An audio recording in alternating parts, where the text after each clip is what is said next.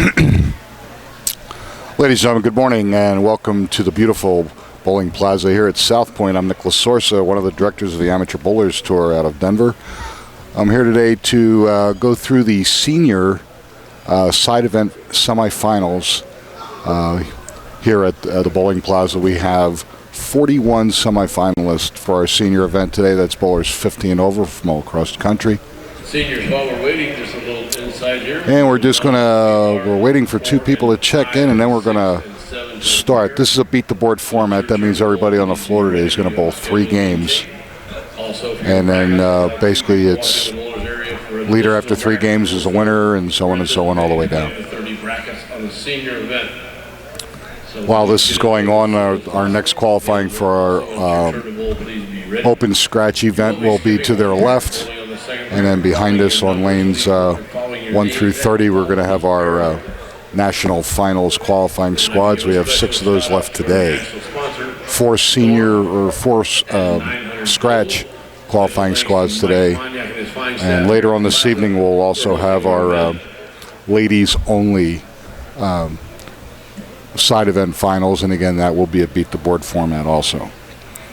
Again, we're here at the beautiful Bowling Plaza. Mike Maniak, general manager here.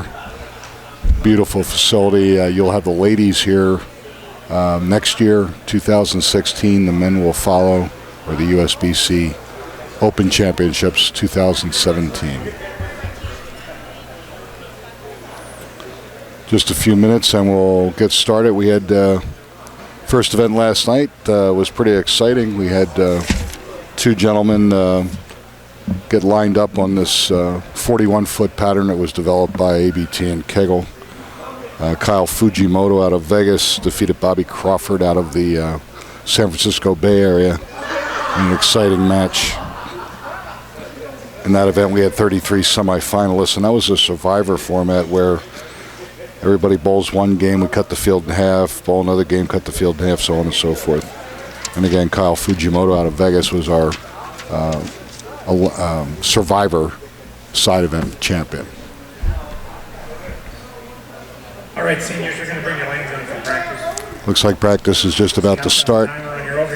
Right now we have 12 lanes of our seniors bowling today. We're going to try to give you a look of as many bowlers as we possibly can, but then as we know how they're doing through game 1, game 2, etc., we'll try to focus on the bowlers that are leading going into the 3rd game.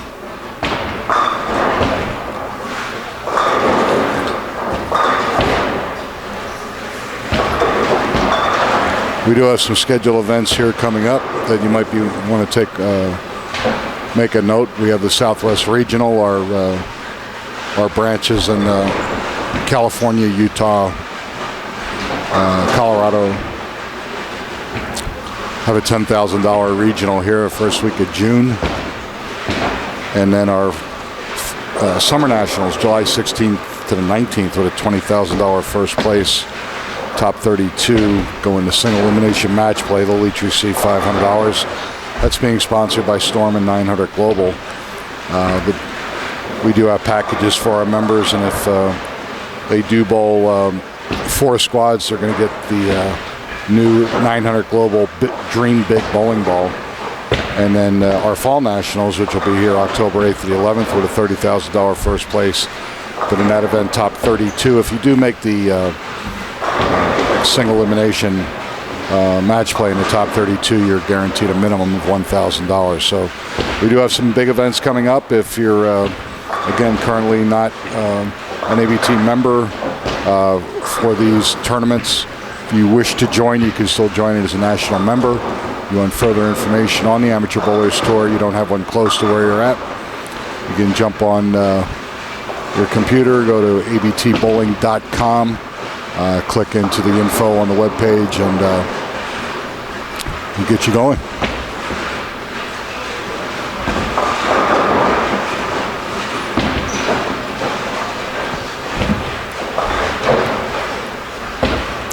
Randy Peterson, our national spokesperson, could be here sometime this morning.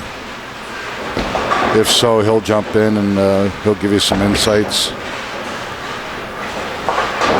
And again, also this week is our $10,000 scratch. That's a 5-game qualifier, and then the semifinalists come back on Sunday, bowl 5 games, and then they cut to a top 8 round-robin match play.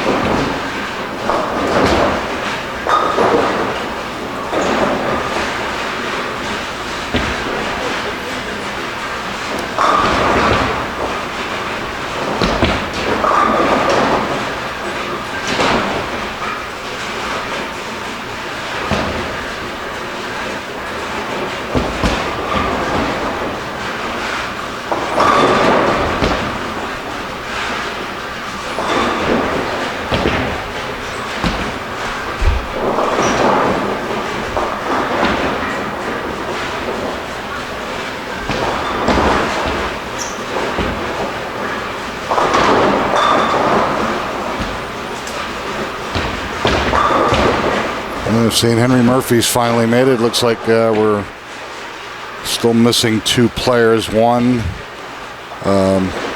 had a leg injury last evening. Gabe was shut out at Golden. I don't think he's going to make it. And also another Denver player, Oscar Wying, out of Aurora, Colorado, is not shown up yet, and they're running out of time. So even if those 2 gentlemen do not make it today, they'll basically tie for last, so we'll get last place money in this event. $500 for first place in these side events.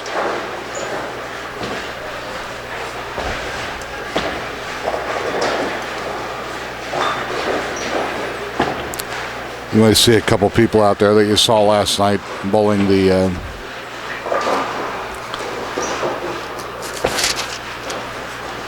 Survivor Series.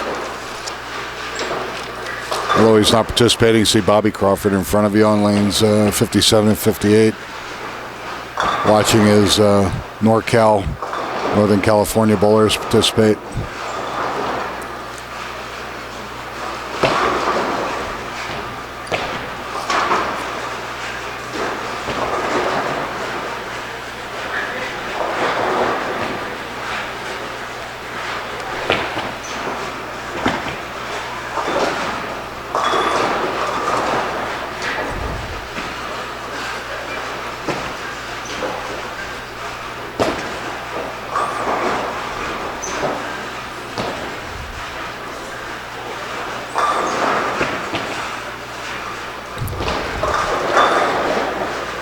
To fill you in on what happened last night, this pattern pretty much played outside for right-handers and obviously left-handers the same, but as we pared down to the final group of bowlers, the right-handers that had the best look were pretty much playing up the boards and extreme outside 4-1.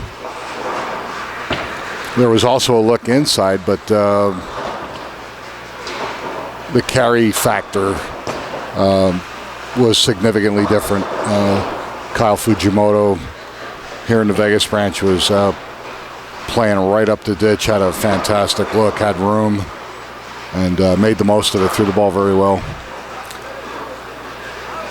A lot of these bowlers right now, they're pretty much just getting loose, trying to find what's going to work best for them. And obviously with different styles and different ways to attack the pocket. They're not going to be breaking down this pattern in any consistent way, so you're going to have to watch what you're doing, watch what the ball does, and make the appropriate move and hang in there, because this is 3 games and bang, you're done.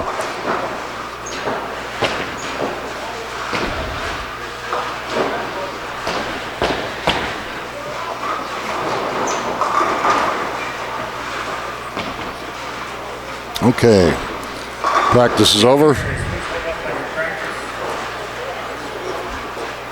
So it looks like out of the 41 semifinalists, 39 are here. Oh, you still have CJ down here to collect the brackets here before you get started. Remember, you're going to skip 1 pair and bowl on the second. Follow your names, they'll move along with you. In this format, again, they're bowling 3 games.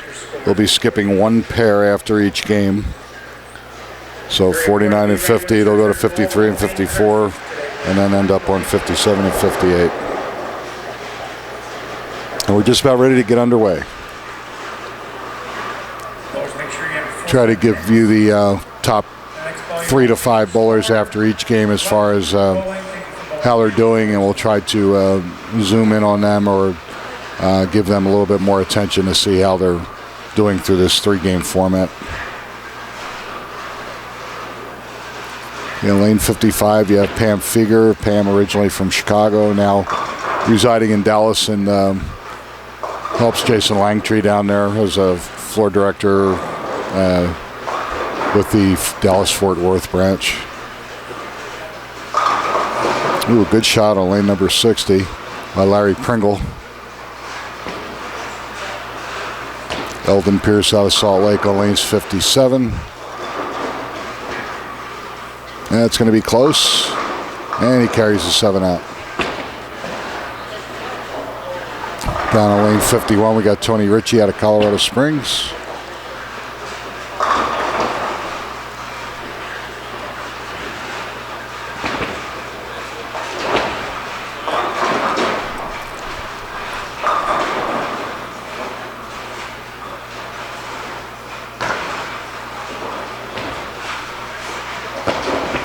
Teresa Luvisi on lane 57 with the Northern California branch. Lead comes up a little bit late, leaves a 3-pin. And her husband Bernie on lane 60 makes his 7. Husband and wife both participating in this one. We have a couple of those, in fact. Chuck Bazemore and his wife Susan, they're actually bowling on the same pair. We get some bragging rights going here. Fresh pattern right now. It looks like some of the bowlers are having difficulty getting up to the pocket. Oh, Joe Simon, 59, making an excellent washout.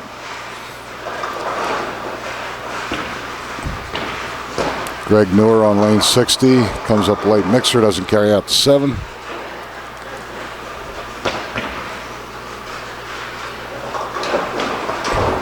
Everett Nishikawa on lane 58, converting the 5-10. Always a good start.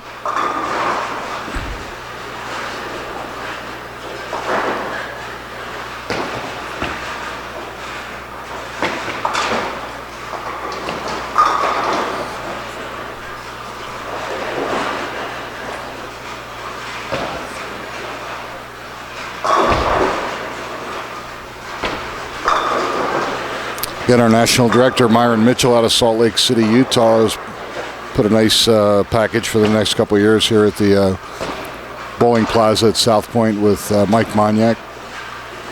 Again, a couple big tournaments coming up. You have the Summer Nationals and the Fall Nationals. Summer Nationals, July 16th to the 19th. Fall Nationals, October 8th to the 11th. And throughout the year, we'll also have a couple regionals here as well. But they'll all be here at the new bowling plaza at South Point.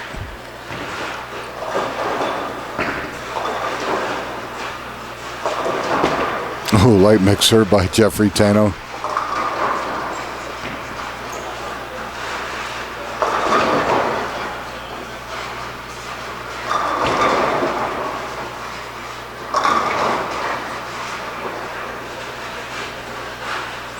Again, if you're not sure if there's an ABT branch in your area, if you go to abtbowling.com and click on the branches, you can see what is now open throughout the United States. And again, if there's nothing really in your area, you can join as a national member. You can click on that website for more information. National Director Myron Mitchell will contact you via phone or email, and we'll get you hooked up.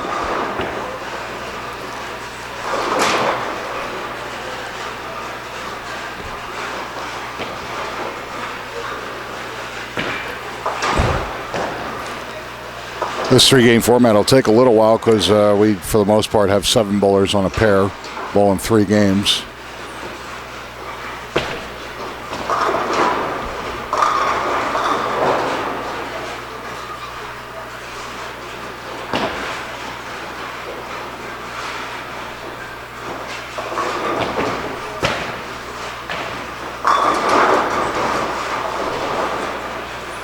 Nobody really starting out strong as of yet. They're kind of finding their way right now, trying to get lined up on this pattern.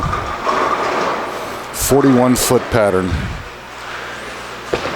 Conducive, looks like the best scoring chance is up the outside.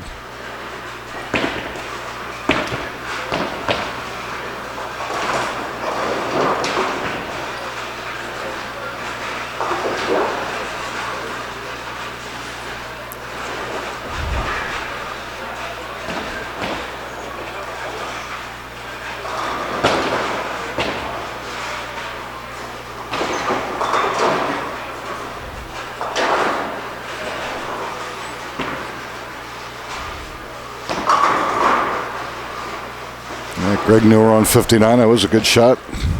Get him started. I believe Greg's from out of the Southern California branch. Or I might even be here right here in Vegas. I see Greg all the time.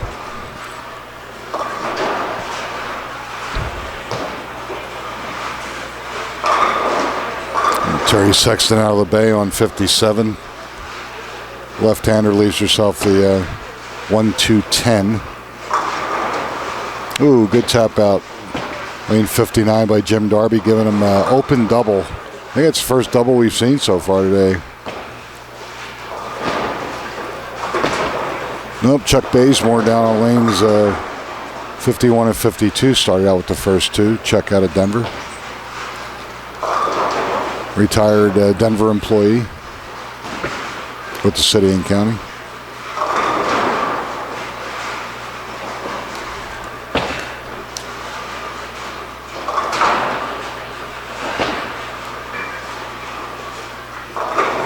Oh, Ken Sturgeon with a mixer on lanes 55 and 56. Starts out with his first two.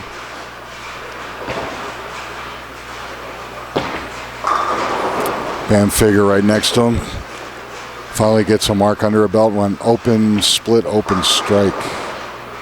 That was a good shot, so hopefully maybe she's lined up, clearing the ball a little bit better right now. Lane Weaver Purdy starts out with a double on lanes 55 and 56. Lane originally out of the Chicagoland area. Now her and her and husband Darryl now residing in Las Vegas.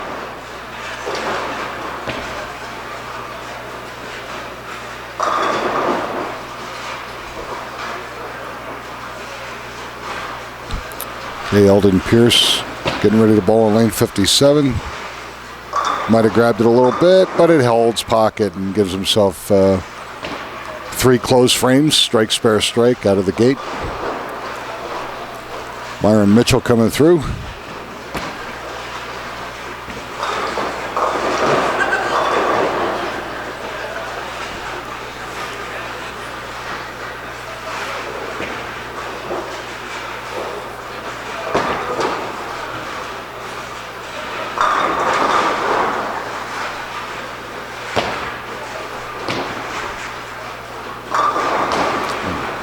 That was a good shot by Teresa Lovisi on 57, leaving just a 7-pin.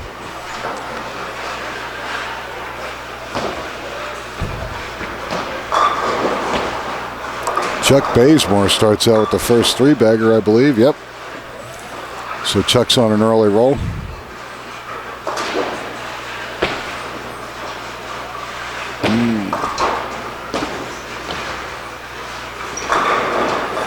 Oh, good shot there by Chris Basilio. He's got spare double. Stan Taguchi on lanes 53. Stan out of Southern California. Came up a little light, left himself to 210.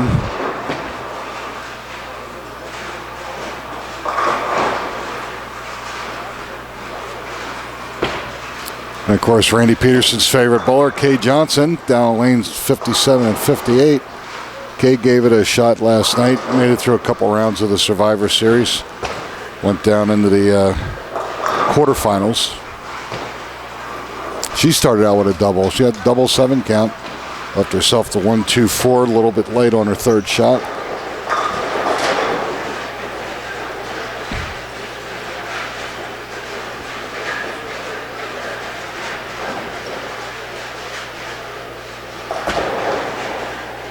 Will it hold? Nope. Pulls it a little bit, leaves herself the head pin, so it's okay. She's got double 9 start, first 3 frames. Greg Newer looks like he's got an excellent look on 59 and 60. He starts out spare 3-bagger. That pair looks like they're starting to get lined up. Joe Symes got 2 spares and a double. Luis Boone 2 spares and a double. And again, Greg with a spare 3-bagger.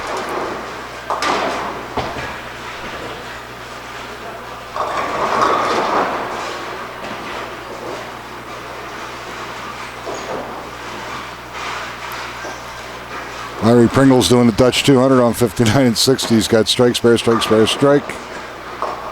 But he's closing frames. Ken Sturgeon on 56 went through the face, left himself an ugly split. 3, 4, 6, 7. It's makeable. He started out with a double 6 count, hurt him a little bit in count there. See what he can do on his spare attempt. Ken in a green shirt on 55, 56, getting up right now.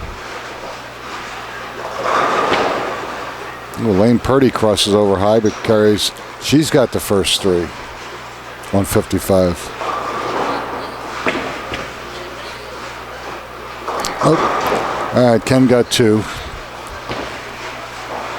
So 52 in the third for Ken. And again, what you're seeing up here, obviously, are all scratch. This is a handicap event.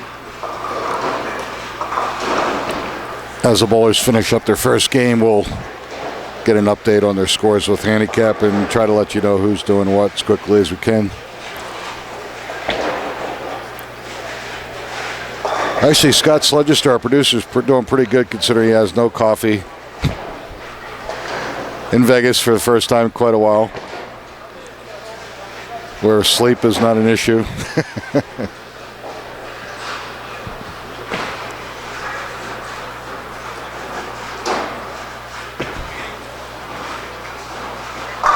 Ooh, another nice shot by Joe Syme on 59. Got 2 spares and a 3-bagger.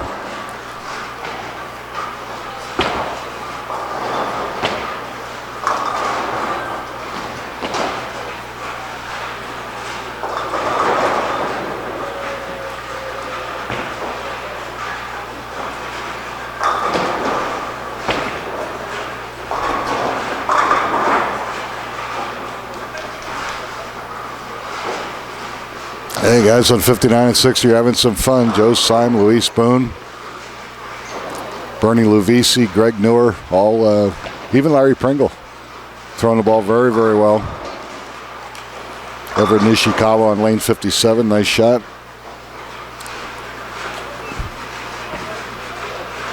And that's going to go high for Eldon Pierce on 58. Gets fortunate to only leave the 610.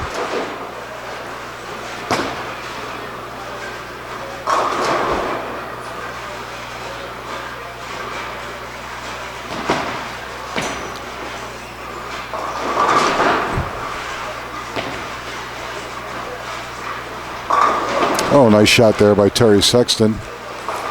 Getting back on a little bit of a roll after 2 back-to-back opens. Joe Syme on lane 60 now with 2 spares and a 4-bagger. That pair right now looks like they're pacing the field right now early. This is middle of game 1 out of a 3-game beat-the-board format.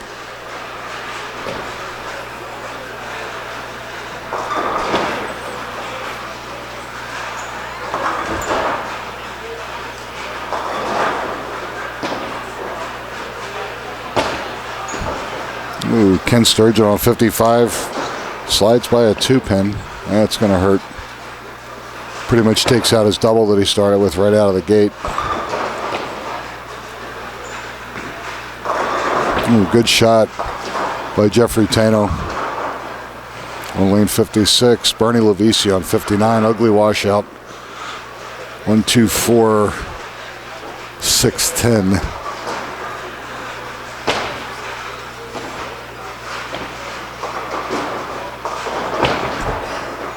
Nope. Luis didn't like that on lane 60. Kind of fell off his handball. Never did anything. He actually took the 10 off the 6.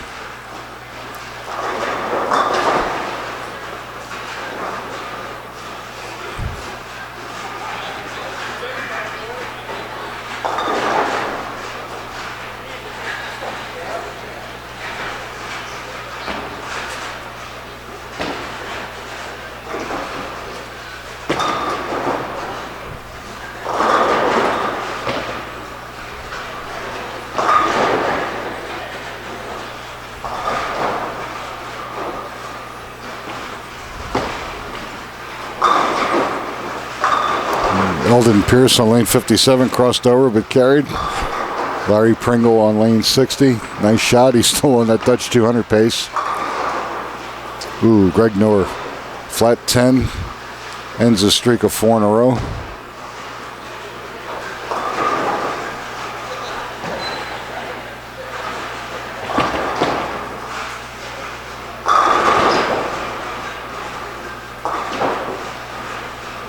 And Chuck Bazemore, 3-bagger and 2 spares.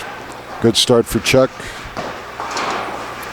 Ooh, Elaine Weaver comes up late. Pulled the first one, went up late on the second one, so she now has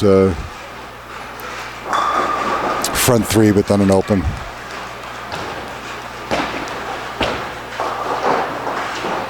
Even Nolan Carruthers down on lane 50. Really struggling right now. Spare strike to start, but he's going open split.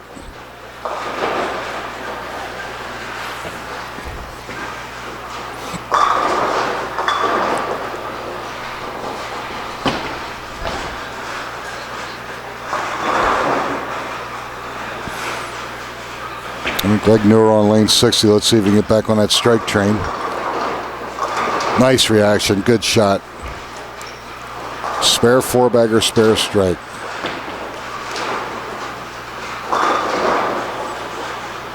All right, Sean French. Having trouble with the right lane. Left lane he's doing okay. He's got spare open strike.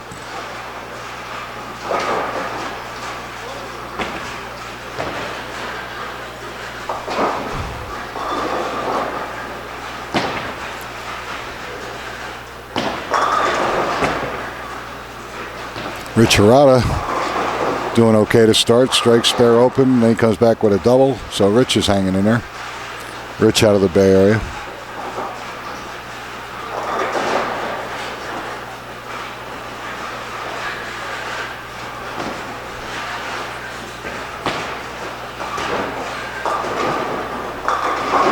All right. Oh, yes. She got a Kay Johnson on lane 58. Thought she was going to leave the 7. But she goes double, open, double to start.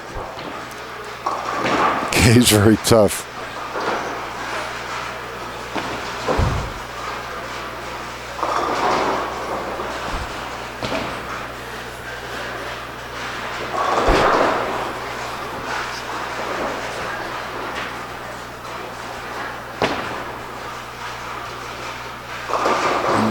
Nope. Ken Sturgeon on 56 came up late, but couldn't carry the 7 out.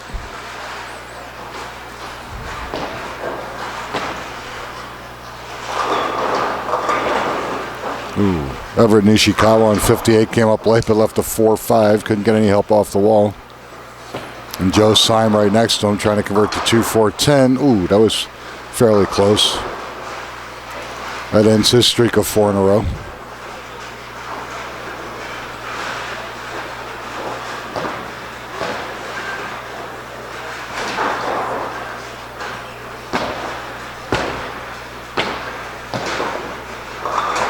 These bowlers will be moving. They'll be skipping 1 pair in the 12 lanes that we're using.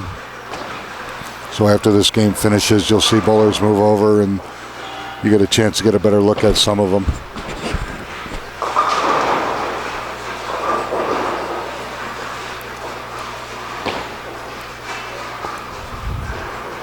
Oh, nice shot by Kay.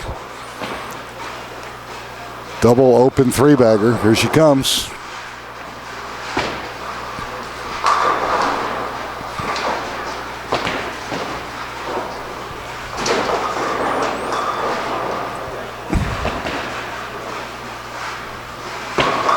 Ooh, nice shot there by Ramona Alvarez.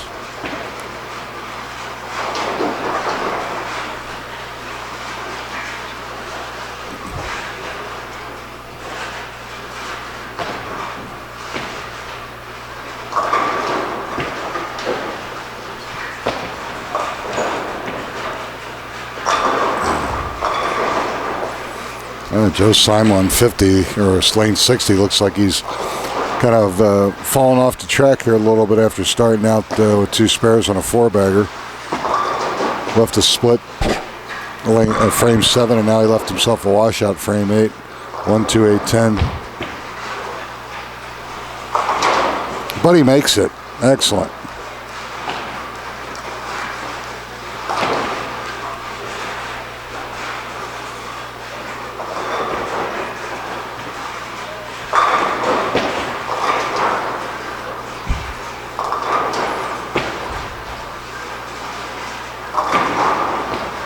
All right, good shot by Bernie Levisi on lane 59.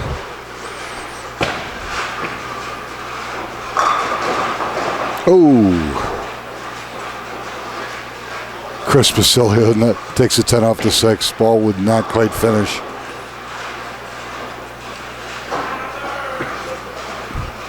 Greg Noor on 59.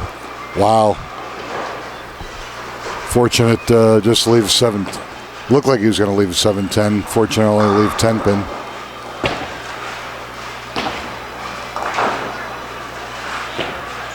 Oh, Rich Hirata goes in between the baby split. Got absolutely nothing out of it on lane 55. You see that happen every once in a while.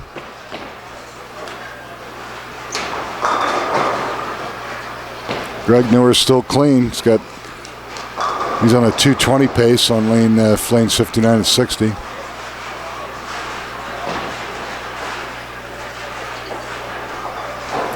Tony Ritchie out of a slow start went open, strike spare double down on 51 and 52. So he's looked like he's getting lined up.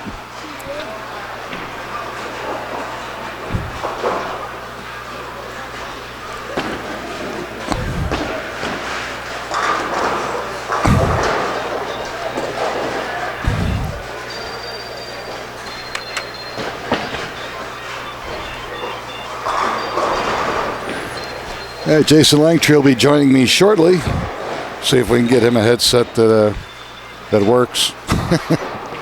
We'll find out soon enough.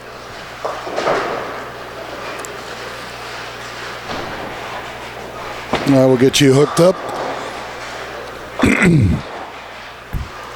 Hello, Nick.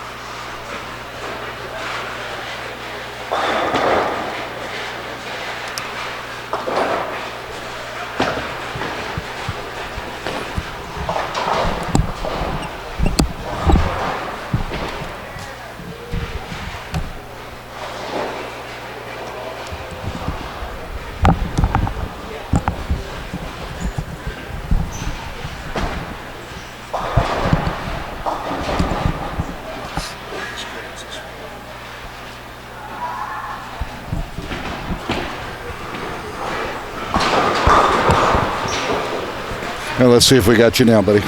Yes, sir. I'm here. All right. Looks like I've missed out on a little bit of action, so I'm glad to finally get to join you, Nick.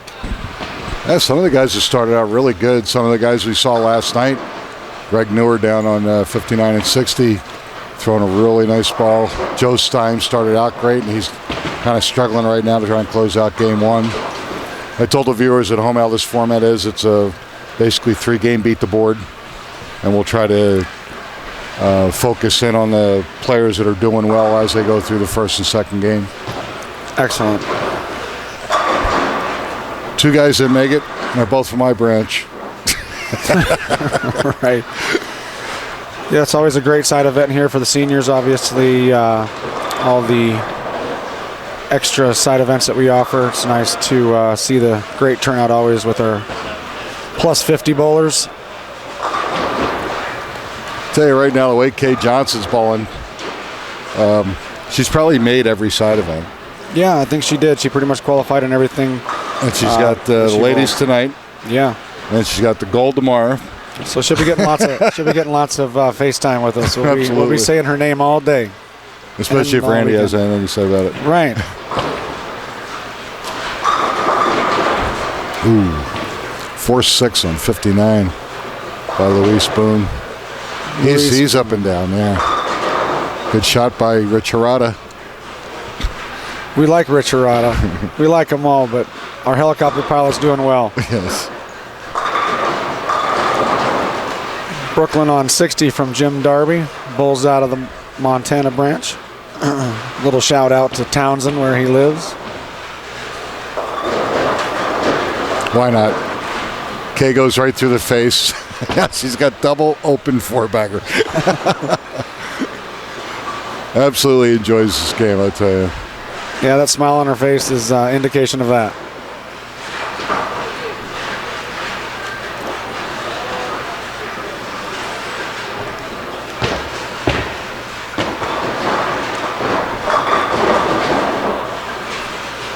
Tony Ritchie's got a decent game going down 51 and 52. Although he's got 2 opens, he's put together a couple strikes, 1 double. So he's kind of grinding the start out. Yeah. That looked pretty good by Ken Sturgeon on 56, left himself to 10. Oh, and Everett Nishikawa goes from a 2-4-10 to gave it in for a strike. I want that kind of luck.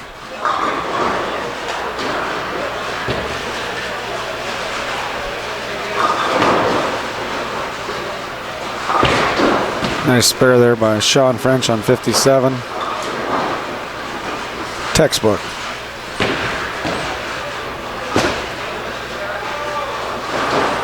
Yep. Ken hung on that one, never gave it a chance.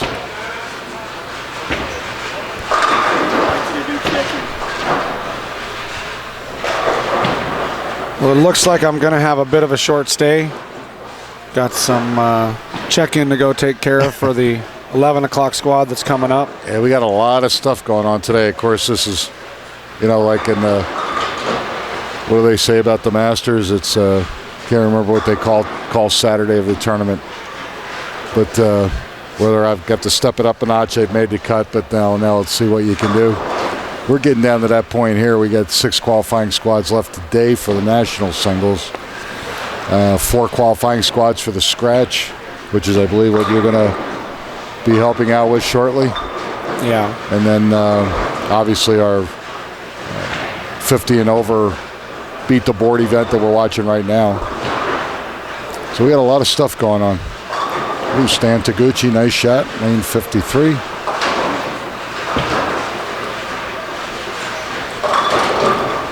So I take it Randy's not a morning person. Huh? Well, I'm thinking that Randy is not a morning person, and looks like I'm going to be responsible for leaving you solo again, as I've been requested in the tournament office. Our job is to make sure we do everything we can for our bowlers.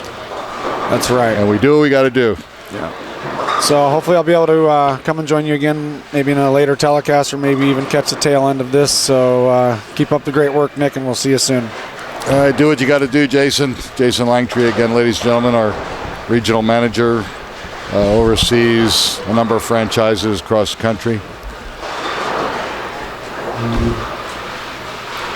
But again, we got a lot of stuff happening now. We got checking in for the senior qualifier, or the scratch qualifier, and our first qualifying squad for our national singles.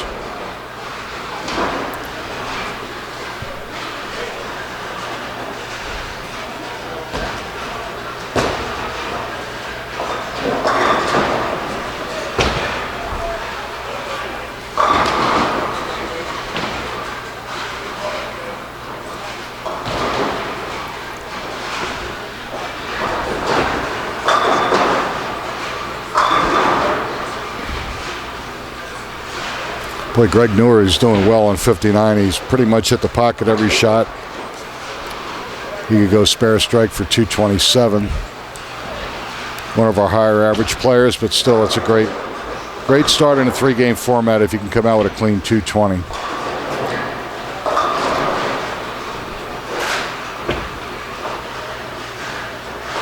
Okay, good 10-pin conversion. Yep, so strike on his fill ball, give him 227. Joe Syme ended up shooting exactly 200. Fortunate, started out great. 2 spares and a 4-bagger, found a little bit of trouble, was still able to come back, shoot 200. Louis Spoon finishing strong, 191. Oh, Greg a little high on that fill ball, but he's still going to shoot 224. And they'll be moving down to 51 and 52.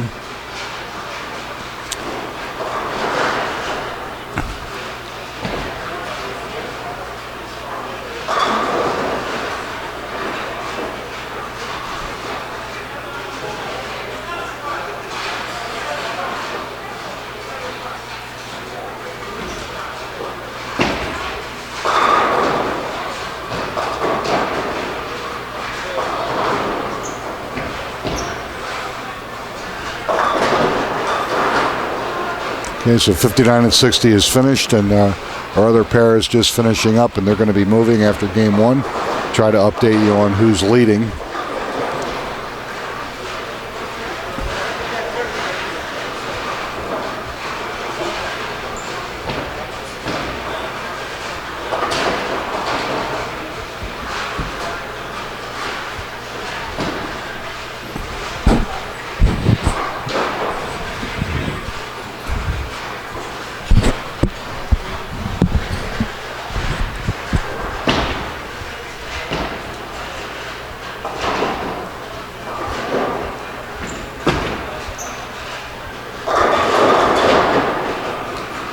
All right, Sean French with a nice shot on lane 58.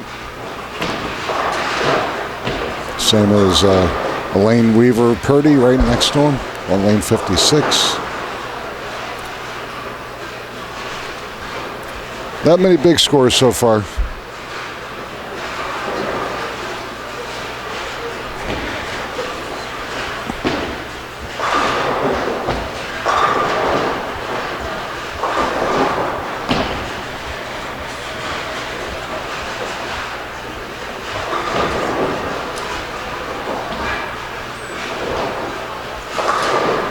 Kay Johnson on 57 left herself a bucket.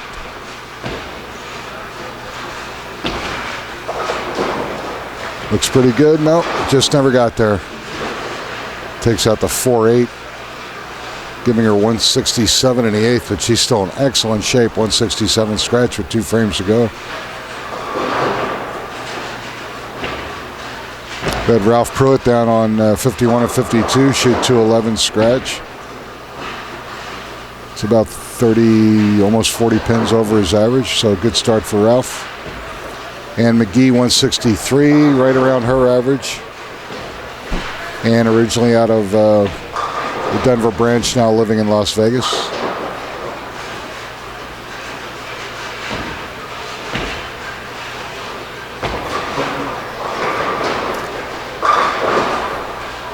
Looks like we're getting a little bit of a push early here on this lane, starting to transition a little bit. They're going to have to tighten up if they're playing that straight line up about 8 to 10.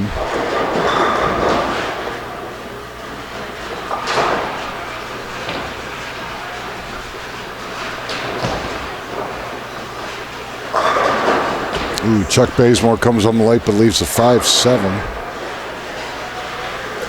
Chuck's still having a good game. Even if he doesn't convert this, he'll be in the 190s, which is a good 30, 40 pins over his average. So good start. Everett Nishikawa really struggling all of a sudden. 122 in the eighth. Try to close this out, grind it up, and get ready for game number 2.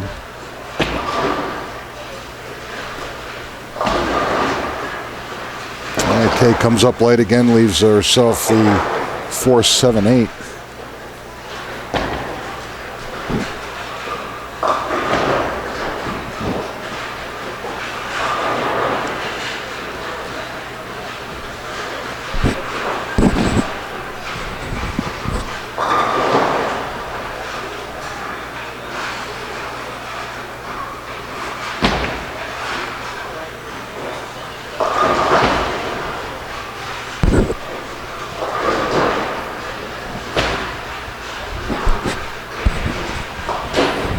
Kyle Fujimoto just walking past us. Kyle was our Survivor champion last night, and he's here to bowl the first scratch qualifier of the day. That one's set to start in approximately 10-15 minutes. 11 o'clock Pacific time.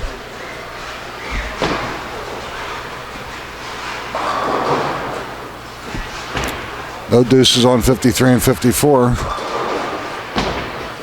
High game 180 by Pam Feger. Got a Dallas.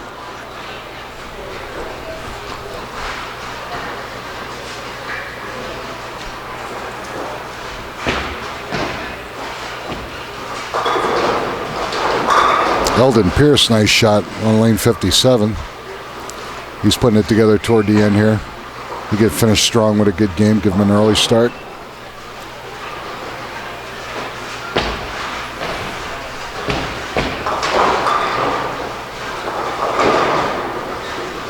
Ken Sturgeon comes up late, leaves himself the 7-pin on lane 56.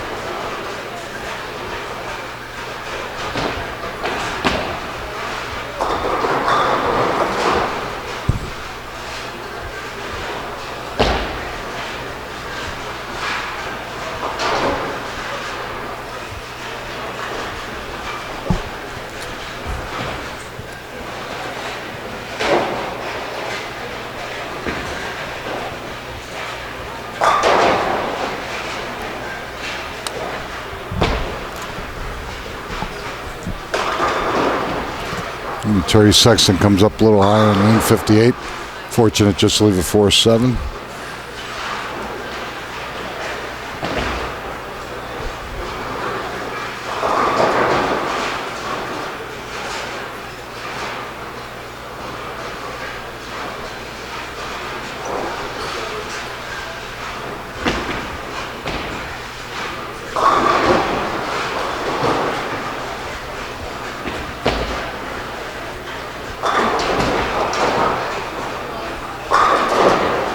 Ooh, good shot down there by Louise Boone on 51 and 52, starting their second game of 3.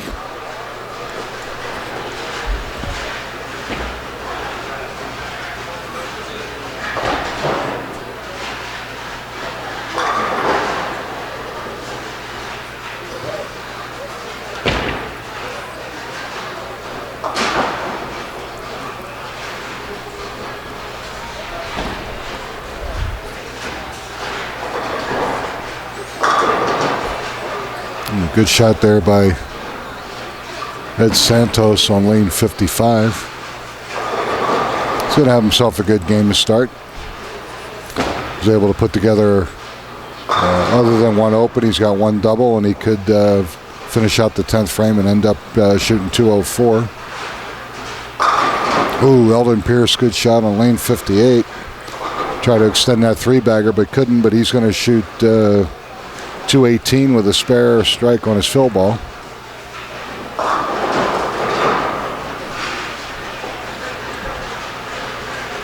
Okay, no deuces on the first pair. Looks like a high game of 170 by Ruth Keck out of Golden. Wow. Ed Santos absolutely just wheeled the ditch, had the ball on the one board down the lane, and the ball turned over and went right to the pocket.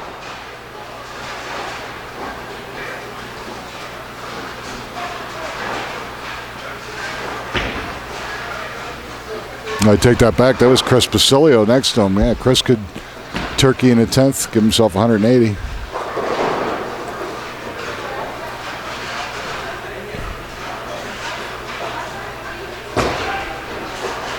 No, he pulled that one. That's all right. Not a bad start. 178 for Chris.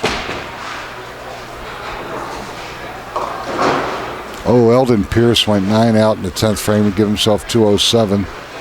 But that's still okay. Their scores have not been that high so far for the seniors.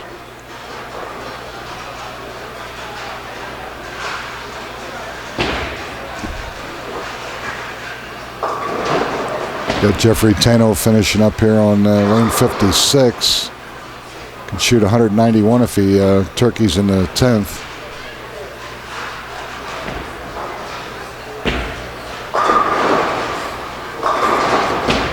there's one.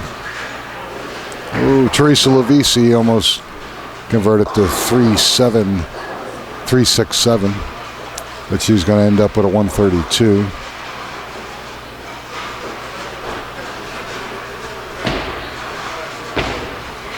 Kay Johnson, lane 57. Yeah, light mixer carries. She could actually shoot 205 scratch, which would put her probably close to 250 with her handicap. Kay's having a great tournament so far. Great tournament week, I should say. And Jeffrey's going to shoot 191 if he converts a spare on 55 and 56. Sean French crosses over, gets first one in the 10th on lane 58.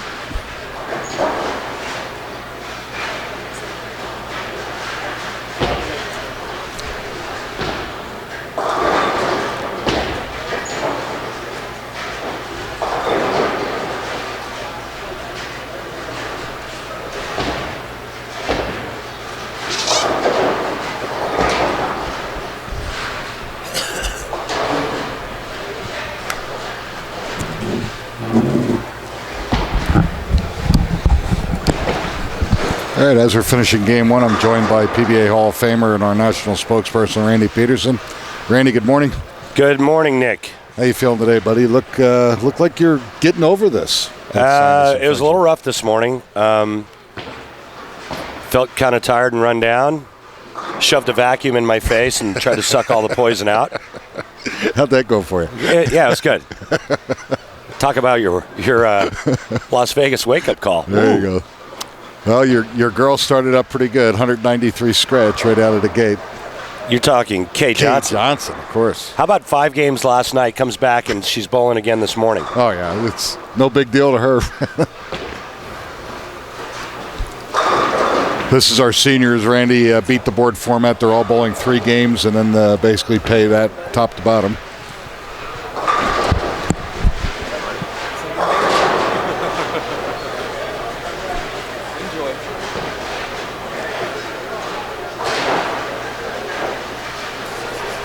Greg Norris are on the ball well today. 220 to something the first game. He's got double spare in the second game down on lanes 51 and 52.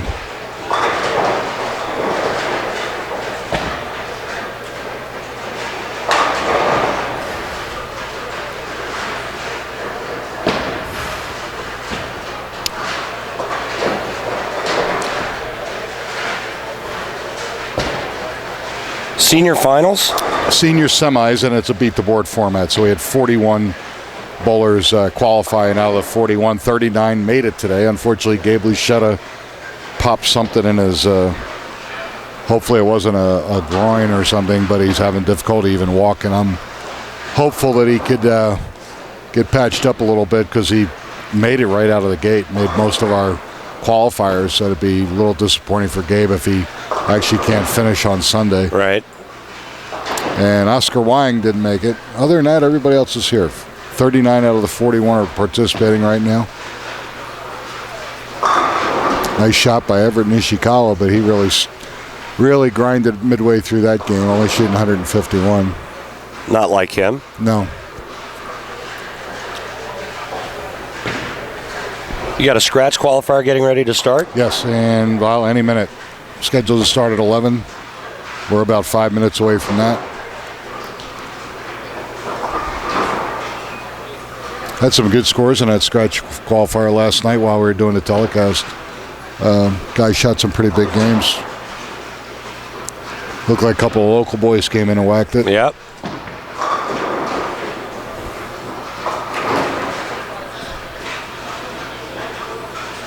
Last pair are here to finish game one in 57 and 58. They'll go to 51 or 49 and 50. We got 6 pair.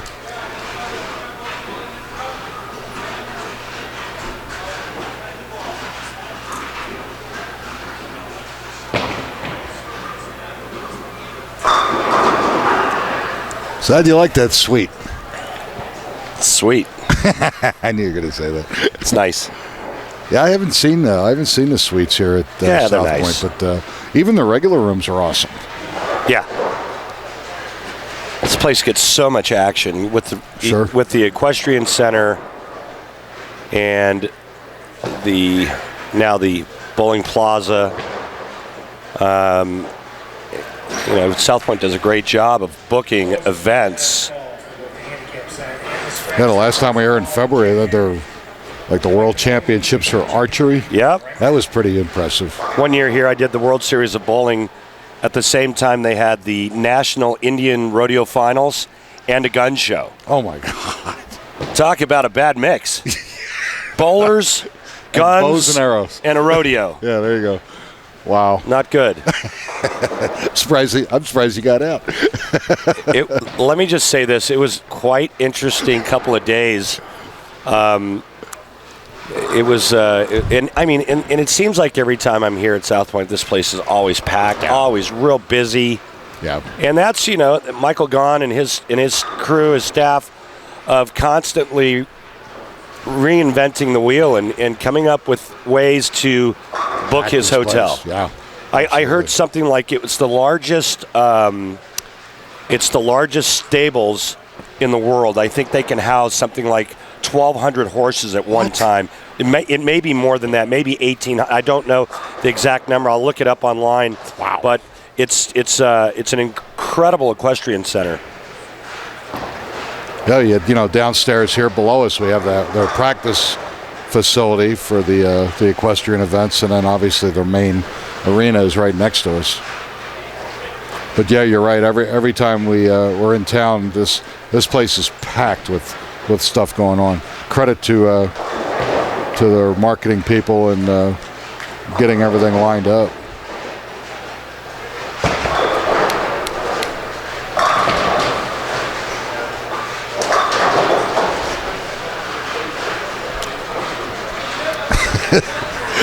Angie's looking around going, there he is. Angie's like, where is he?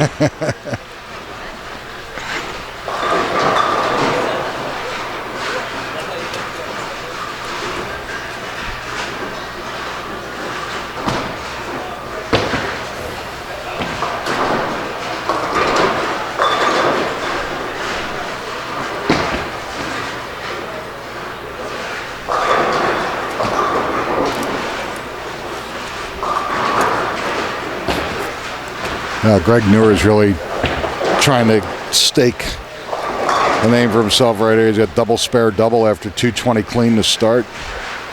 Luis Boone, 3 out of 4 strikes.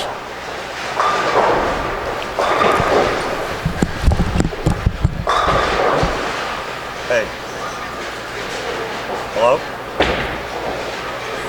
You tell me what's going on, man. Why are they accusing you?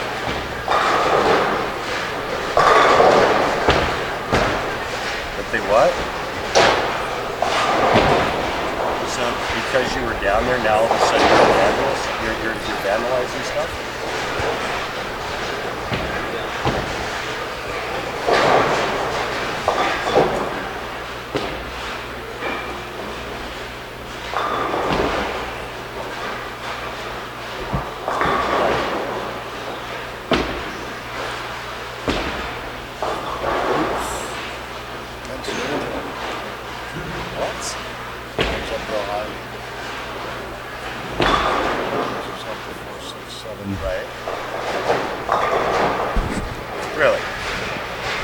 Let's see how. Oh, here we go. Much better. A little low on the volume there. Now we're good. You don't do that. And McGee on lane 56 going for a 4-pin spare. Makes it. So she starts out spare. You'll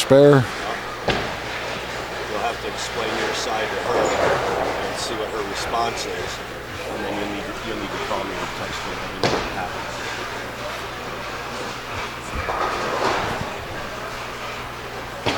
Pam Figure on lane 58 started out with a good game. Game number 1, crosses over a little bit, but goes open strike, gets back on the mark train here.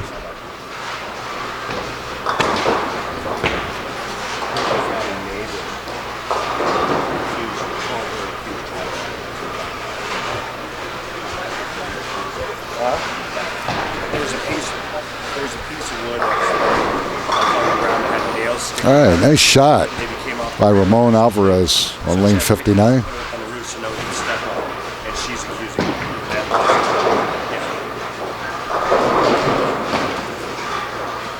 That's what he's letting him.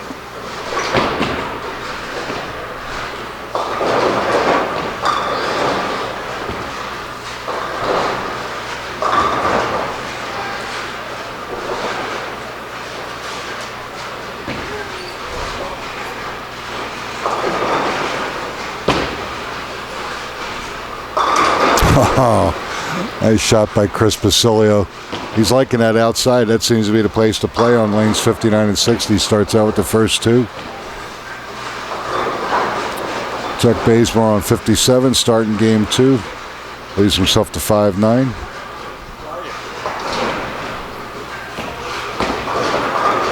Bill Thomas, lane 56, week 10.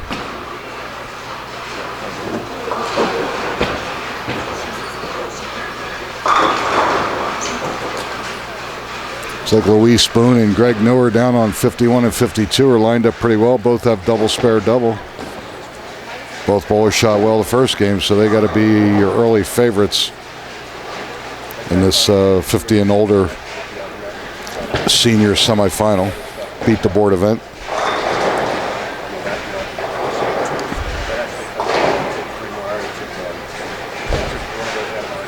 Hopefully later on in our telecast we'll show you that presentation that was made by Randy Peterson to Joe Daly, one of our founding directors. Did that last night. Pretty emotional. Joe with the ABT since it started realistically 1976 in Southern California, and was the director of the Bay Branch. After game 1, look who's in the lead. I'm shocked. Kay Johnson and Rufus, Ralph Pruitt, your buddy, gave you that little closet to hang in for the next couple days. Ralphie and Kay Johnson, wow. Eldon Pierce shot good. Greg Newer shot good. Yep. Pam Figure with a good game. Chuck Bazemore, 235. So actually pretty tight right out of the gate. Even Stan Taguchi, 223. Not bad.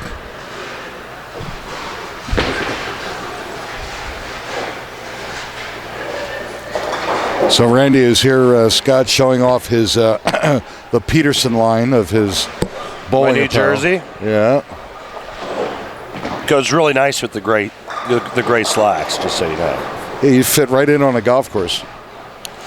This could be mistaken for a Ricky Fowler Puma Yes. golf outfit. There you go. Absolutely right. So is that what you're going for? You're going for the Ricky Fowler look? You know, I was just going for something that had a nice clean look, some clean lines. I really like the blue. I like these shirts because they're not so busy as the other Right. ones have been. Angie picked out a couple, she liked the blue. She liked the shirt I wore yesterday. That's her favorite. But I really like the blue. The scheme of the design is kind of like a racing jersey. And so it's a little more sporty. Mm-hmm. It's a little cleaner lines, but I love the colors. Oh. And I'll wear a different one again tomorrow. I think what I should do is probably take a picture of all 4 of my jerseys, put it on Facebook, put it on Twitter. For those of you listening in, you can follow me on Twitter at Stone8RP, and also Stone8RP. Stone8RP is my Twitter handle, and on Facebook, I believe it's PBA Randy Peterson. You know, a lot of the bowlers are always looking for. They really like the manufacturer shirts that have come out lately. Storm obviously has done a great job. Roto-Grip and obviously the other, Track and all the other ball manufacturers. As the season ends and they see the new lines are starting to come out, they really want to get a good look at them. The catalog's out yet? Can I order these online? Right. How can I do that? That's a good idea, Right. Well, it's a cleaner look. It's a neater look. You don't have patches everywhere, Right. and I think that's appealing to a lot of people. Yeah, I agree with you. Yeah, like you said, they're not as busy. They look much more. They age better as well. Yeah. The material's awesome. It ages better. You don't have to iron them. You Right. wash them, you hang them up, you're good to go. Yep. You know, if you're traveling overseas, this is a big thing for, if you think about all of our players on tour that travel overseas to chase the dollar, whether it's in the Middle East, whether it's in Europe, you got to understand what they can and can't bring with them. So, you know, when you're traveling internationally and there's a baggage restriction, baggage overage could be as much as $250 a bag. Wow. So these players will bring 2 triple totes with them, 6 bowling balls, Right. and pack the rest of their clothes in a backpack. Wow. So how convenient is it to take a jersey, fold it up, takes no room. Right. When they need to wash their jersey, they can basically wash it in the sink, hang it up overnight, and it'll be dry the next morning. So you know, as opposed to like say a cotton shirt, where if you don't throw it in the dryer, you got big problems, right? So they look good, they wear well, very convenient, and they're good looking. At least $1,000. Yeah, but like you said, for the baggage restrictions that you guys have to deal with as you're traveling, especially internationally, that's huge. Looks like our scratch qualifier is just getting ready to be started. No, our national singles qualifier behind us is getting ready.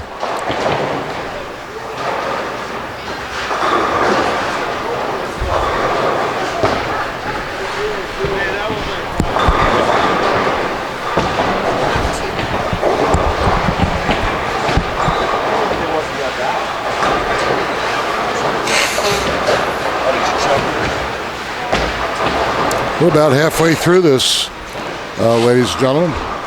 This is again a beat the board format. 41 bowlers qualified, 39 actually made it here to bowl in time this morning. Bowlers in our stretch event, please report to your assigned lanes. Again, one of our longtime floor directors for Bill Koppel in Southern California, Stan Taguchi on lane 58. You will be moving one pair to your right after each game. When you get to 37 and 38, you go back to 31. See how he does here. Comes up, a little light, gets the mixer. All right. So Stan goes strike, spare, strike. To the semifinals. Tony Ritchie strike, spare, double. Ralph Pruitt, early leader, open 3-bagger. Tomorrow at 9 a.m. your check-in will start at 8 a.m. We're just going to bring your lanes on for practice. Kate Johnson starts out on 49 and 50 with a double open. Ooh. Chris Basilio started out with a 3-bagger. Ball went right through the face, left himself an ugly 5-count split. He's got a lot of hand. Wow. For a senior. Actually, toward the end of that first match, Randy, when he was on 55 and 56, he let the ball go. He wheeled it, and the ball sat on the one board at about 50 feet. He thought it was in the ditch. And the ball checked up and went high flush. And I think the light bulb went on. He went, wow. Yeah.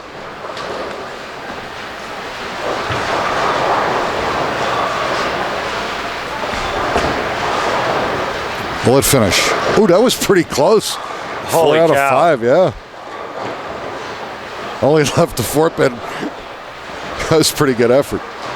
Greg Newer's got double, spare, double, spare, double. Yeah, he's throwing the ball well right now. Tony Ritchie on 55 and 56 out of Colorado Springs. He's got 4 out of 5 strikes starting out game 2. Ralph Pruitt's hanging in there, open 3-bagger. Kay's also hanging in there. Oh, poor Kay went double to start, then she just went open.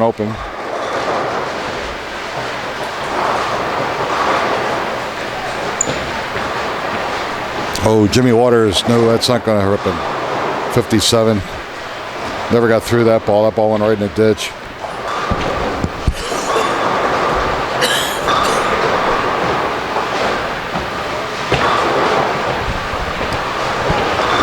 Ooh, there you go, Ken Sturgeon. Started out open, now goes spare strike on lane 60. Oh, Ralph with a tremendous break. Looked like he was going to leave the 6-7-10, kicked out the 6-10. Very fortunate, only leave a 7-pin.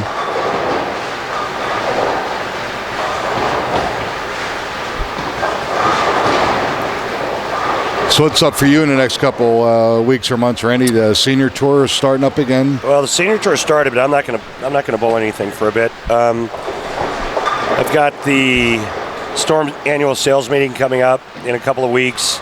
Then off to Oklahoma City for the PBA Summer Series. Then I'll start bowling a little bit of the senior tour. And then after I hit the lottery, it's going to be Bora Bora or, see, what's the name of the other? Rangaroa for about a month vacay, laying on the beach, probably buying a grass hut there. Oh, there you go. And then just kind of fade away into the sunset. And then appear on an episode of Where Are They Now about 10 years later.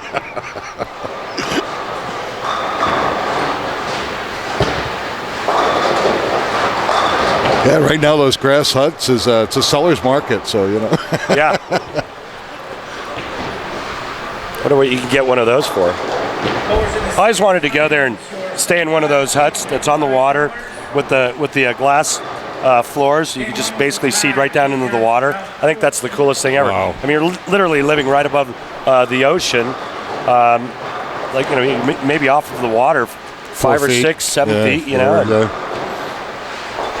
That would be pretty cool. Yeah, that would be cool. Quite an experience. Yep. I've been to a lot of places throughout the world. You know, I've been to Asia a bunch, and Europe, South America, Central America. Hawaii is still one of my favorites. I just like the weather. There's something about the air when you walk off the plane in Hawaii that's very tropical.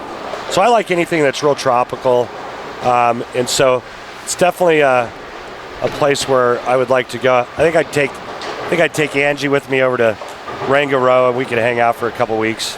Where is Rangaroa? It's in basically in Fiji. Okay. All right. Bora Bora area. South Polynesian. Okay. But that's where you would find that grass hut that sits over the water. In your travels down through South America, what have you liked the most down there? Anytime I travel overseas or out of the country, it's always the culture and the food, the people, the food, and the experience. You know, you try to soak in the. You don't have experience. a lot of time in most cases. Well, but, you know, there's a lot of bowling, a lot and whatnot, and primarily storm work, but you're still able. It's not like I have time to go sightseeing, but. You know, you're still experiencing the people, the culture, the food. Right. Mexico is one of my favorite destinations. Guadalajara, Mexico City is one of my favorites. Obviously, Japan I've been to 45 times, so that's always very special. 45 times. Wow. To Japan. Went to China once. I did 7 cities in 8 days. That was an experience back in the mid-'90s when they're having a massive explosion in bowling, building a bunch of bowling centers. I was with Brunswick staff at the time. Brunswick's the capital equipment company. Right. They're building all these centers, and they sent me on a 7-city tour to all these new centers where I would just bowl and do exhibitions. Wow.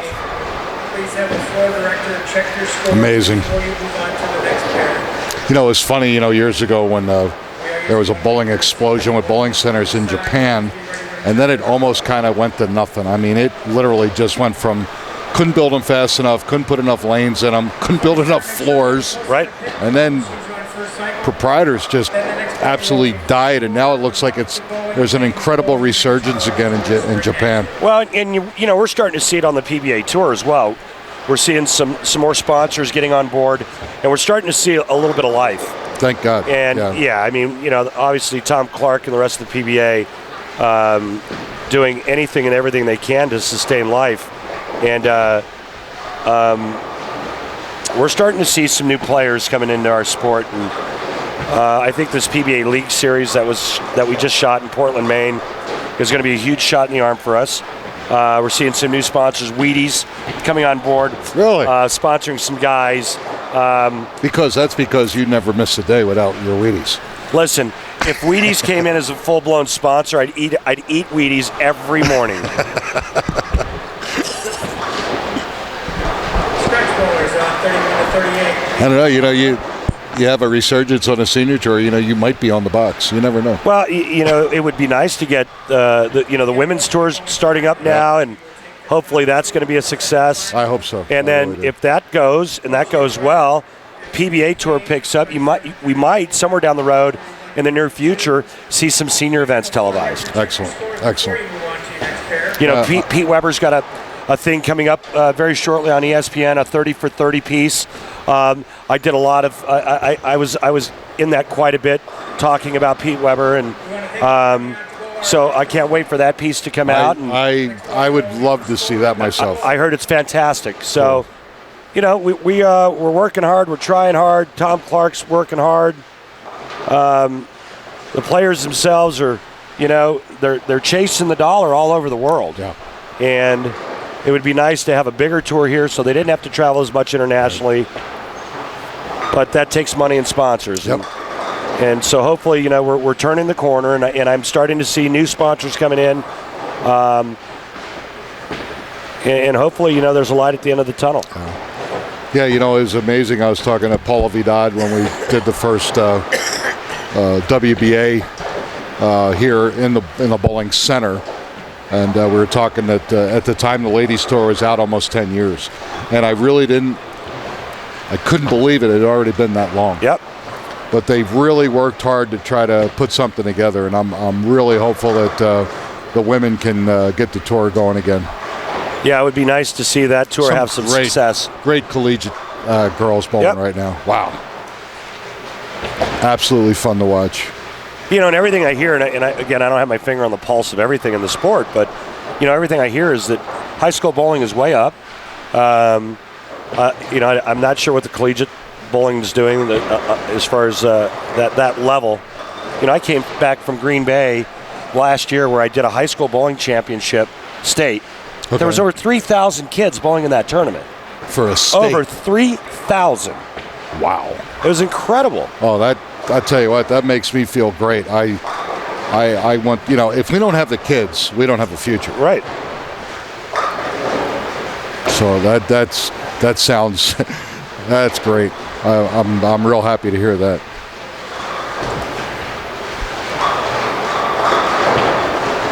In a lot of these, the junior tournaments throughout the area, they run the SMART program for the kids for, for college money.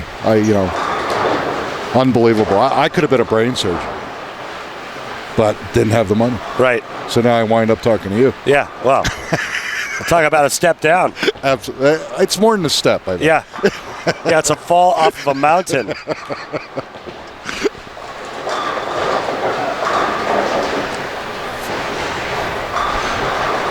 Yeah, we're finishing up game 2 here. We got the results pretty quick, so hopefully once everybody gets moved here, the bowlers are skipping a pair to the right each game, and as they finish game 2, we'll go right into our final match, and we'll try to give you the top 5. Actually pretty close, only a 10-pin spread separating 5 people through the first game. Now, did the top 5 qualify for a roll-off? No, this is a beat the board. They're rocking and rolling, and 3 games? High 3 games is a winner. Gotcha.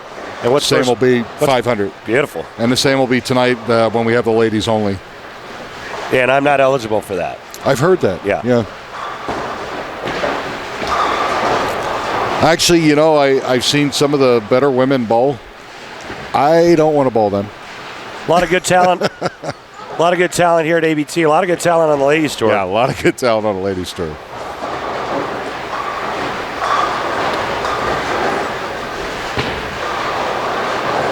Let's hope we get the girls going again, and the people will actually get a chance to see firsthand how good the collegiate ladies are. And obviously, in the last 10 years, there's been a transition of the really top of the line women's players. They might have heard a little bit about them, but obviously didn't get a chance to see them unless they've happened to get out to a venue that was hosting a tournament. Right. I think they'd be very surprised. I think they'd be very impressed. Chris Basilio is just wheeling the edge. He is, yes. Having a lot of fun doing it. And I'll tell you, out of the pairs that we've been using now for these 2 side event finals, 59-60 for the right-hander on the twig is like huge. Yeah, I think it bounces harder from out than any other pair in the building. Wow. It's got to be something to do with the topography of that pair. But you get it out to the 1-2 board on this pattern on 59-60, and it's going to go left. Oh, yeah. I mean, look at him. He's got three-bagger, open three-bagger. Three-bagger, split three-bagger, basically.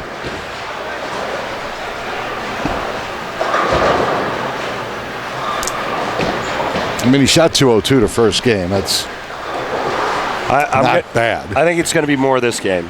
Yeah. If he can avoid, the only problem spot out there is with that much hook and playing that line for him is when he does make a mistake, the consequences could be, Yes. monumental. I mean, you take his fourth frame, and it was the 5-count split through the middle. So, if he gets it a little wide and it doesn't get up, it's going to be a 2-8-10, 2-4-8-10 combination. Right. And he doesn't. His release is such. It's not. It's completely dissimilar to Kyle Fujimoto, who we saw last night, who just got lined up and just. Right. That's true. Great game against Bobby Crawford. Kyle's actually down qualifying for the scratch right now. Yep.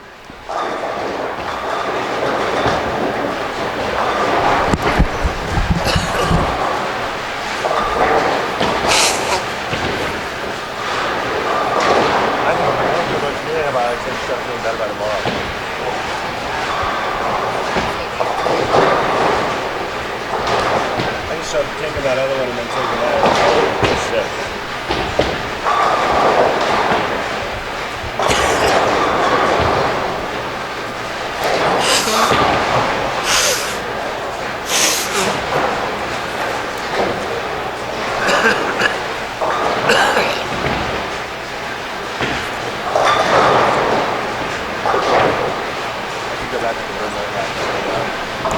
Finishing up game 2 of the 3 games here at the Bowling Plaza at South Point. This is our senior side event semifinal. Beat the board 3 game. Our leaders after game 1 was Kay Johnson and Ralph Pruitt, both tied with 251. Followed by Eldon Pierce, Greg Newer, Larry Pringle.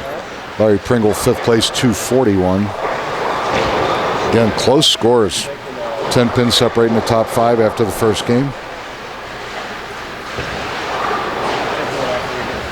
Ooh, Elaine Weaver Purvey on 59-60 just got the ball out and the ball just never reacted.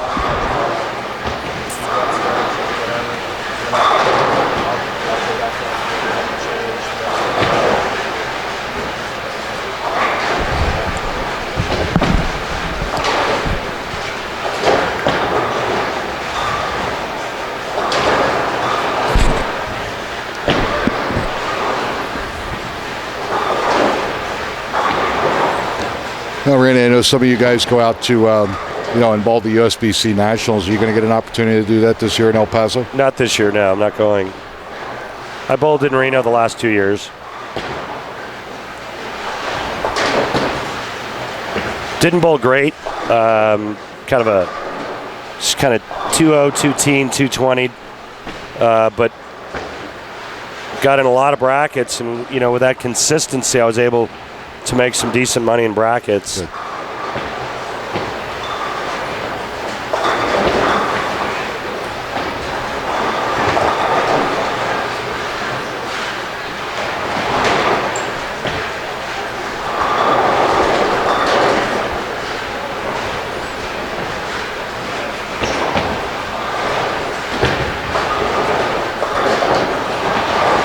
Kay Johnson doing well over on 49-50. Just threw a nice strike there. Yeah, 2 frames to go. She's on a 170 pace. It'll put her at least 20 over with her handicap.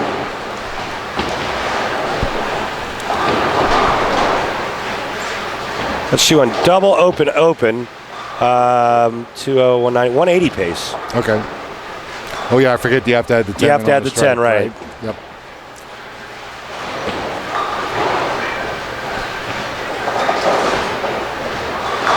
How would you like to have to bowl her every day for a living?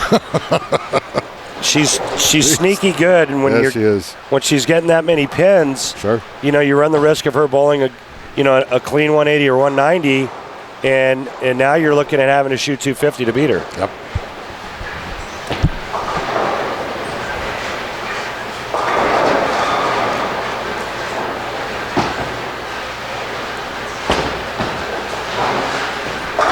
Oh my, Chris Basilio got it in a little bit, held its line. That's our Saturday version of Bobby Crawford right now. Yeah, he's got the whole lane. Wow.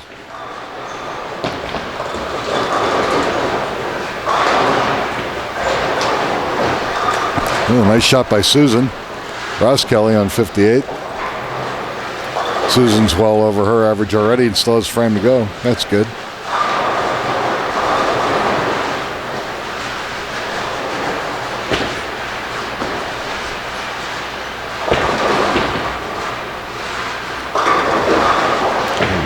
I didn't get a chance to see what Greg Newer shot that game. Did you? It was another deuce, a little bit, and he shot 227 out of the gate. He was probably a little bit higher than that, 230, 240. Throwing the ball really well right now.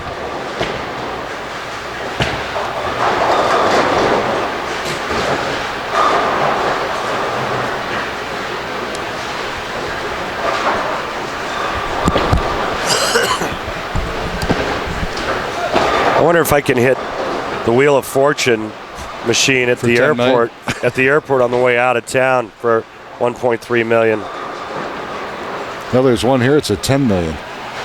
It's Wheel of Fortune, I don't know. or is it Megabucks? Probably megabucks. Yeah. But hey, either one. There's a really good story about Megabucks that happened here in Vegas some years ago, and we were here for Bull Expo, and Bull Expo was at Mandalay Bay, and we were staying at the Luxor, Okay.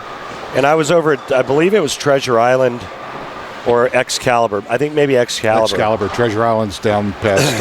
So I was yeah. at Excalibur, and on the machines there was these signs that said something like, "Win 18 million, ask me how." And so finally, I asked one of the change people. I said, "I want to know how to win 18 million."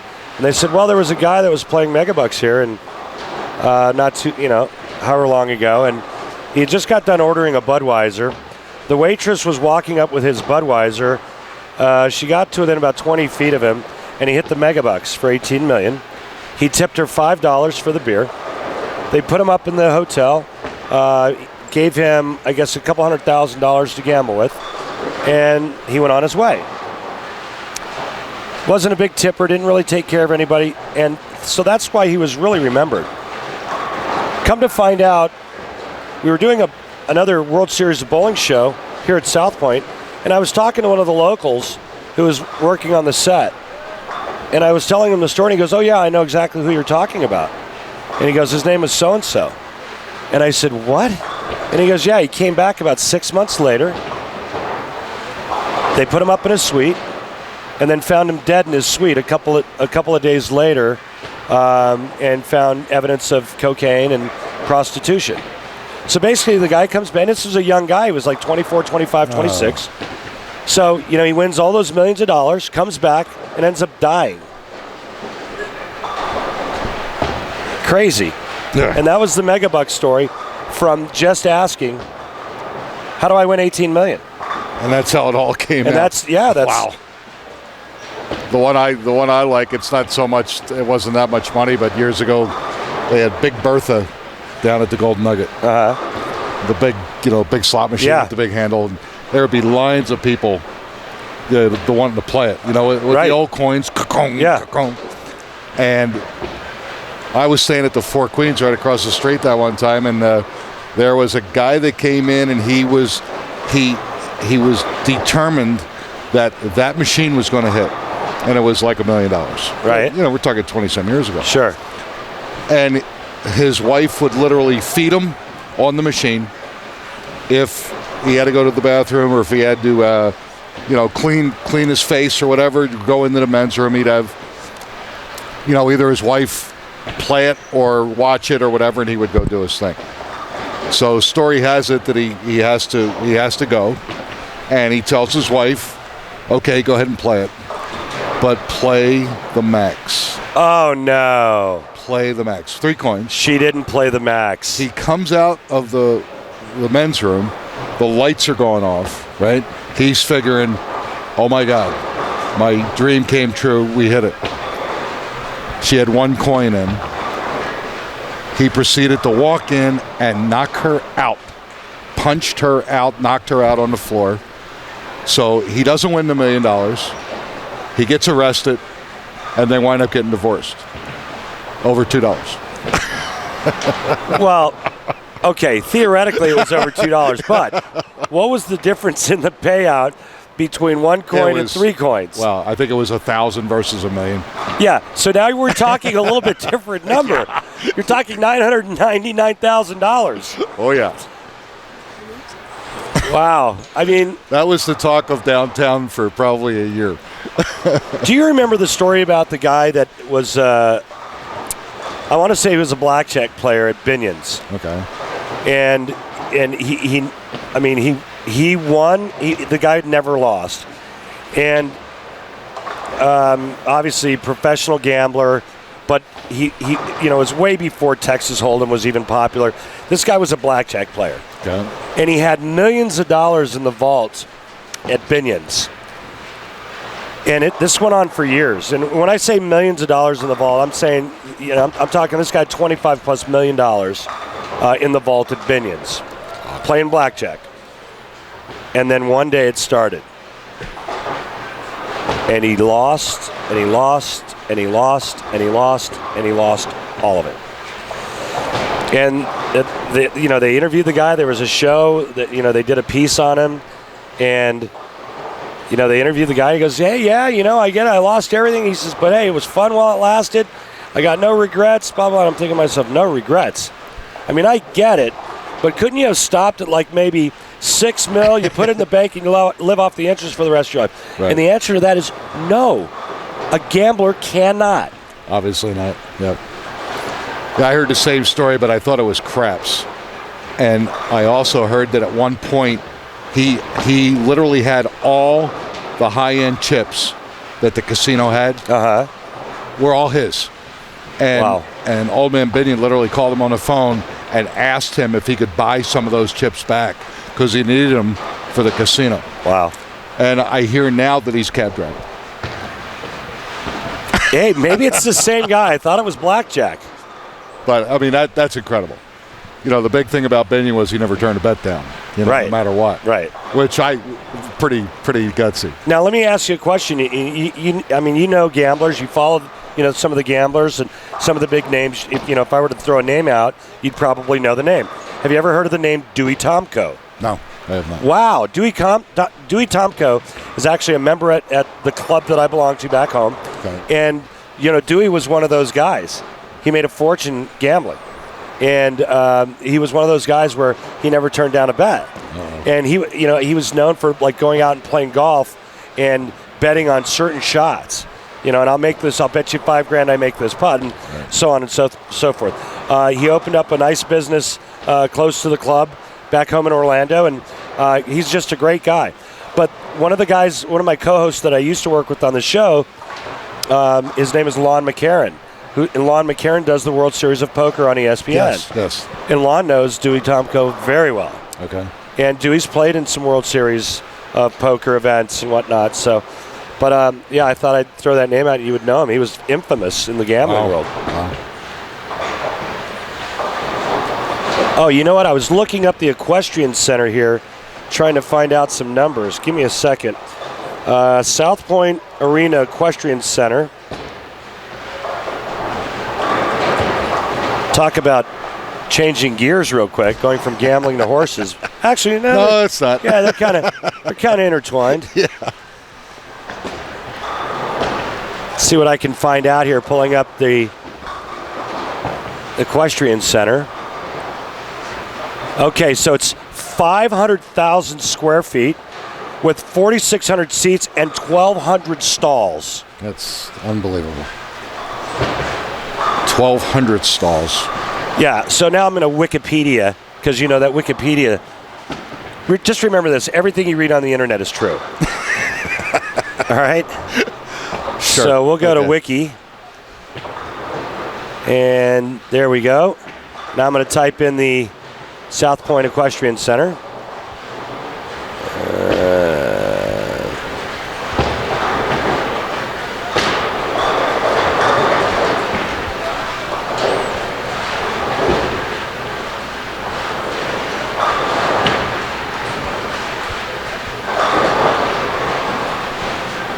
See what pulls up. See, I told you it was about 1,200, 11 You're or 12. right. You're right. And from what I was told, it's the largest.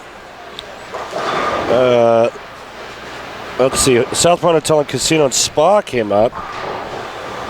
But not there. Let's see if there's anything under that.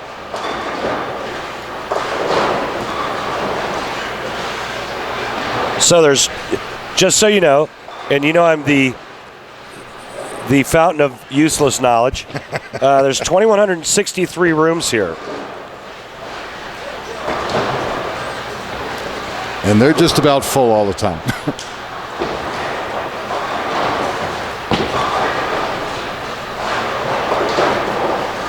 This is a $500 million project when it started.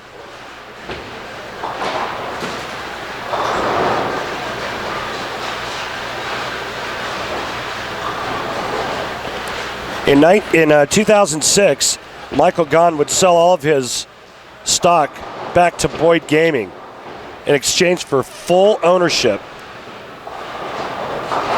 The Nevada Gaming Commission approved the sale. Because at one time, wasn't this called South Coast? That I'm not sure about. It was Okay. full ownership of South Coast. Okay.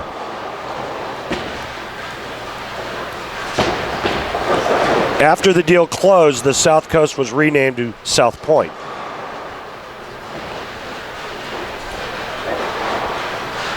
Television history of this great facility includes venues on NBC's Poker After Dark, ESPN's Pro-Am Poker Equalizer, Jerry Lewis MDA Telethon, and the PBA World Series of Bowling.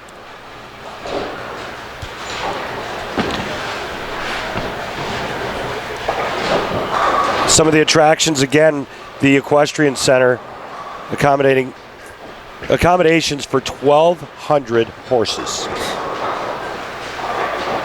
It's unbelievable.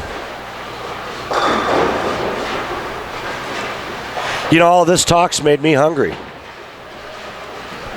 Horse meat? No, just, it was kind of basically a statement saying that I really don't need a reason to be hungry.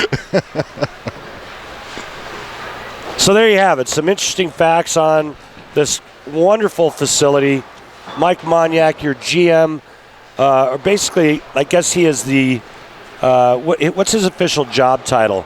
Director of Bowling Operations here at South Point. Yeah. You know, I used to bowl against Mike Moniak on tour way back in the day. Mike was a touring player. Early 80s? Yeah, decided to leave the tour, moved to Vegas, went to work for the Coast Properties, or Boyd, I guess, and then fell into this here with Michael Gahn and South Point, and wow. Yeah. You know, we talked about it the other day. Says, you know, Randy, it was a great opportunity that fell in my lap. I was very fortunate. But with that being said, Mike Moniak is a great person, one of the hardest working people in the bowling industry, very well respected. Yes. And so Michael Gahn made a good choice hiring Mike Moniak. Well, when you ask the quote league bowler in town, where do you bowl? What facility do you bowl? And what they'll tell you is they bowl here. And you ask them why. And they say, because of Mike Moniak. He cares. And you can tell. He walks the floor Right. while his leagues are on the floor so his customers can see him. Yep. You know, everything from the snack bar Accessibility, to the visibility. Yep. to the pro shop. It's just a first class run organization, and Mike Moniak's responsible for that.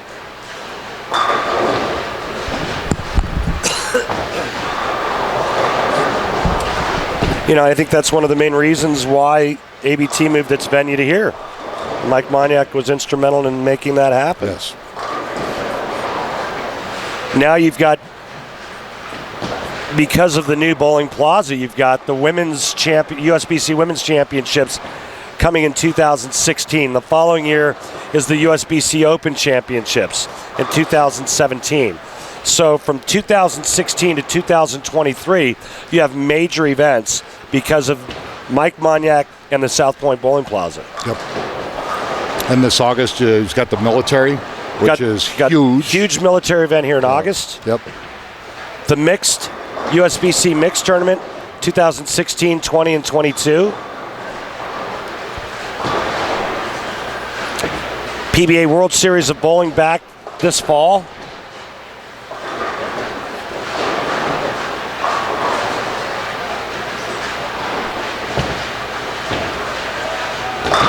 Yeah, and it just doesn't happen like people think it happens as far as Mike goes out and does his contacts or this and that. He's got such a great reputation that when this facility opened, people literally came to him and said, I want in. Right. That says a lot.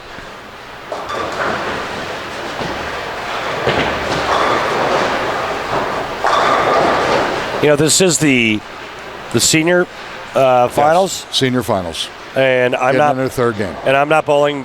Why? I'm a senior. Probably because you were under the weather. I'll give you that. I'd still be out there. Yeah. And I'd be running it out, slapping them off, giving the Pete Weber crotch chop, trying to just intimidate everyone out there. And I'd be yelling, "Show me the money!" Okay, I wouldn't do any of that stuff, as far as you know. Yeah. How's my girl Kay Johnson doing this game? Started with a strike. And where is Greg Newer? Greg Newer starting with a front four this game. He's just throwing a ball really. He has to be the leader. Trying to get an updated score, update on our scoring to see who's leading. Yeah, we'll get that in a moment. The last pair just finished and went over. But you're absolutely right. Yeah, Greg's throwing the ball really well. And you called it last night when you were watching him bowl. He actually was watching me practice a couple of days ago here.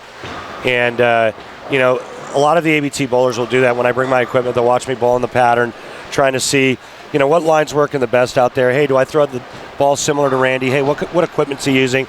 They'll come down and pick my brain. Hey, what do you think about this? What do you think about that? Greg was sitting in the set area watching me bowl. And, I'm a little rusty, and I made him look okay from out. So he knew exactly where he wanted to play, and he's a good player. He's a good bowler. He is. And he's been playing the outside part of the lane the entire time and having great success doing it.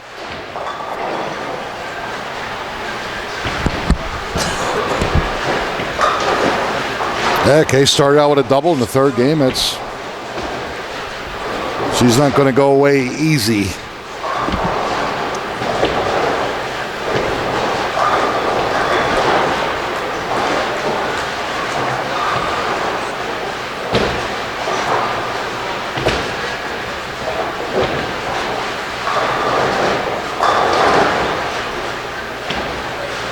This is the first of two telecasts today. We're going to be featuring our ladies only event.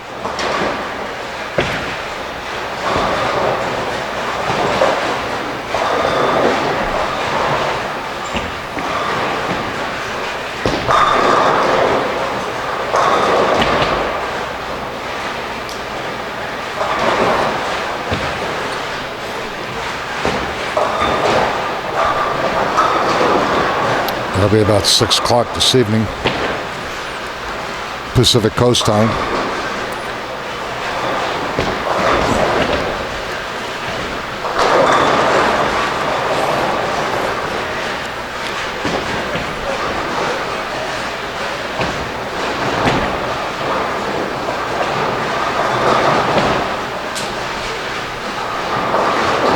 Greg Newer's now got the front five on lanes 55 and 56. And officially, after 2 games, you would think he's got to be the leader going in. Everybody else is going to try to catch him for the title.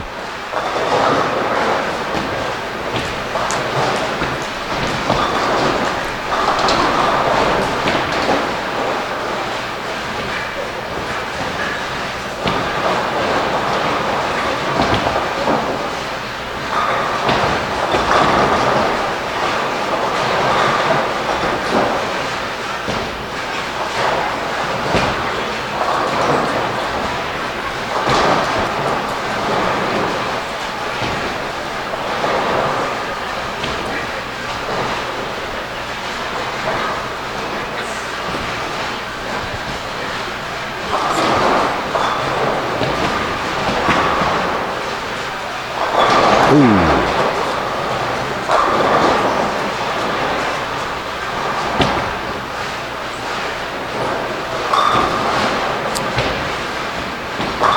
shot by June Santos on lane 60. Spare, split conversion strike.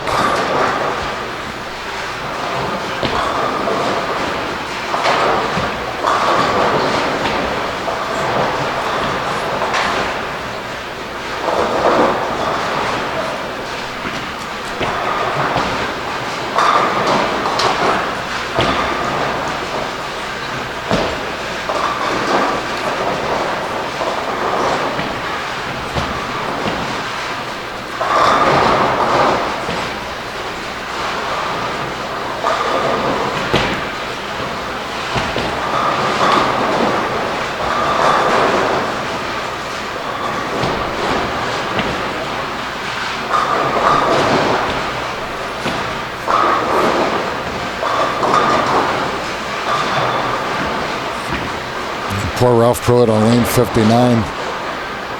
Converted a split in the first frame, spare, and then just left the 7-10.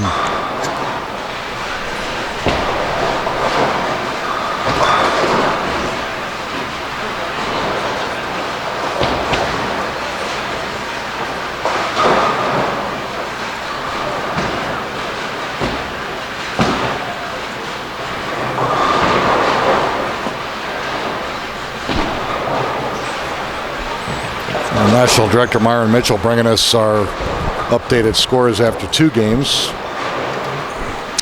We have an updated scores for after game 2. And you know what? You were right. Yeah.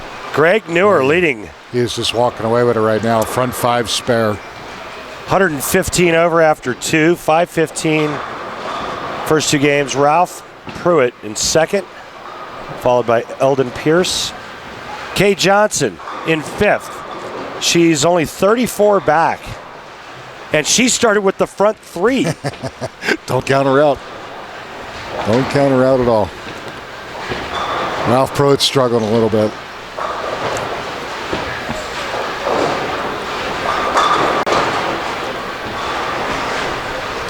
Seniors, the winner of your second game side cut.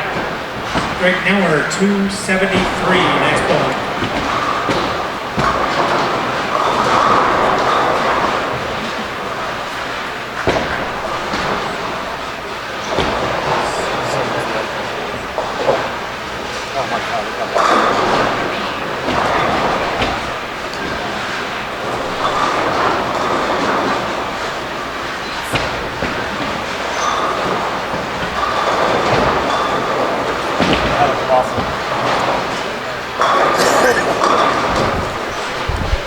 Look like I'm old enough to be your dad.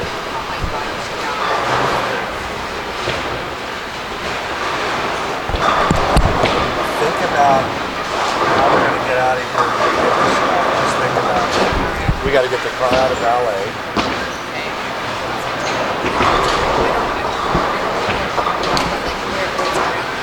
You can't walk to the drive to. There's a Walgreens just right down the street.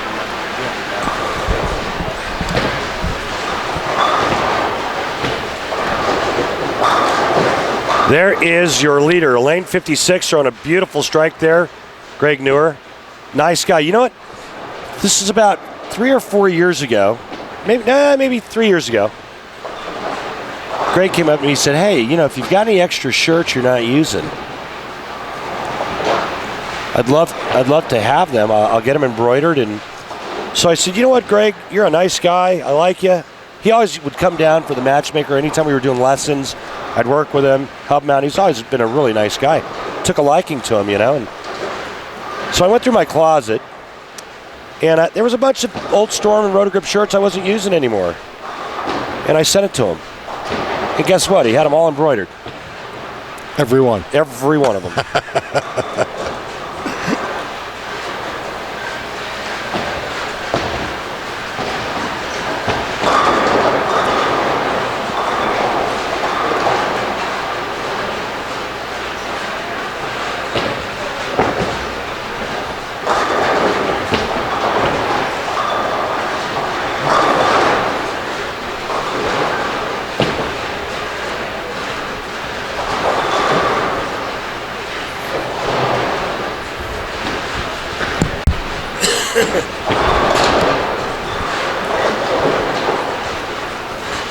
Third and final game here of the senior finals.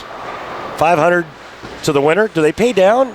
Yes, everybody that made it today gets paid. Nice. Same format tonight with the ladies. Gotcha.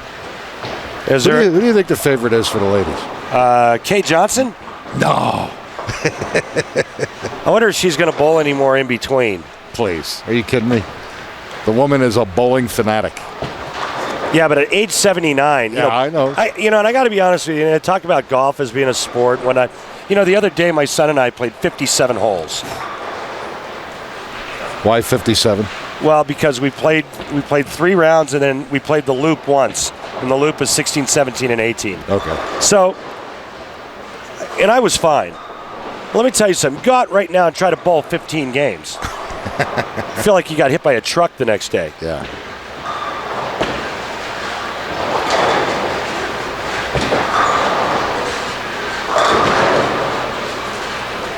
It's amazing how that end pair is planned compared to everything else.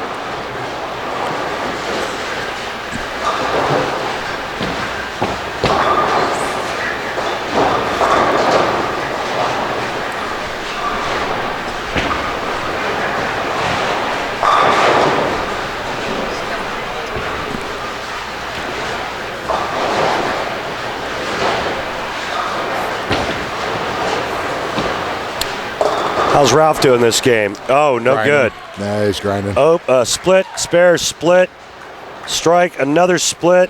All the splits are on the left lane,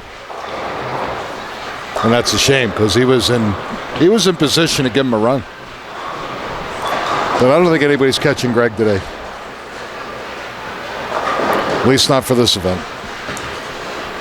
Find Eldon Pierce and see if we can get a score on him. Eldon Pierce, lane 53 and 54. He's started spare 3-bagger, Yeah. and he's only 18 pins back. Right. Greg Greg just Neward. left himself. Looks like a 2-4-8. Oh, it's a washout. 1-2-8-10. Yep. Not a good time for that to happen. Especially in the 8th frame. Not good after he was doing so well. I mean, he's still doing well, but he just opens that door a little bit for Eldon and give him a chance. And Eldon just struck again. He's got spare 4-bagger. I couldn't quite get it to come over, so he goes 9 out on that.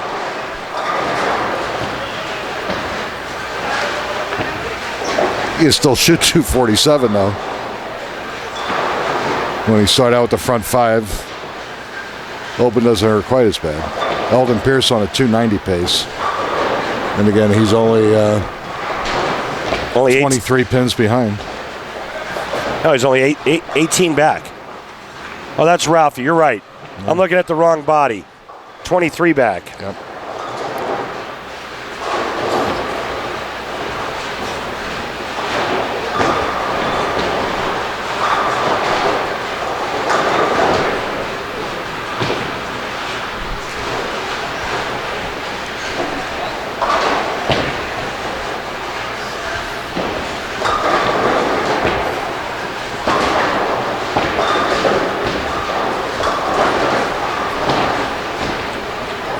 And McGee trying to hang in there, lane 59.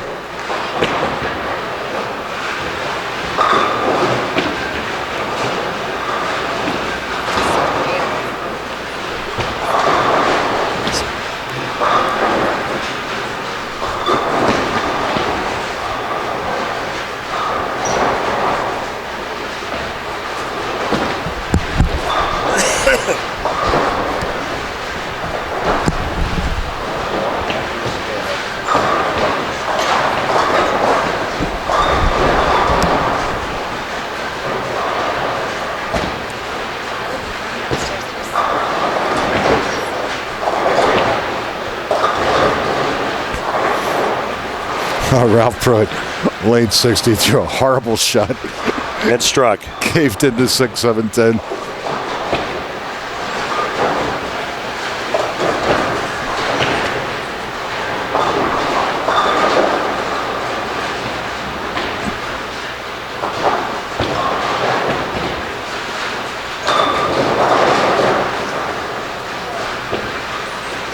Greg Neuer with a horrible shot, but crossed over, carried.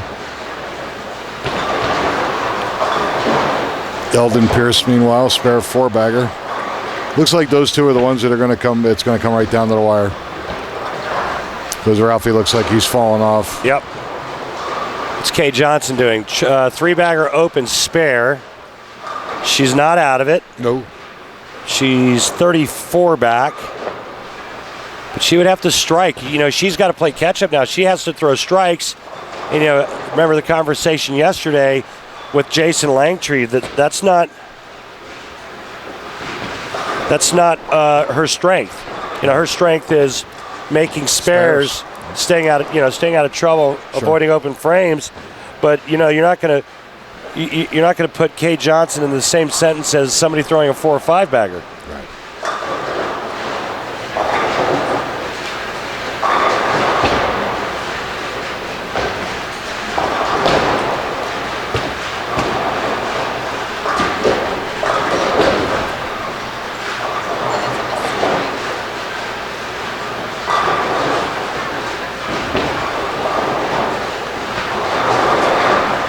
Eldon Pierce looks like he 7-pin. left a 7-pin.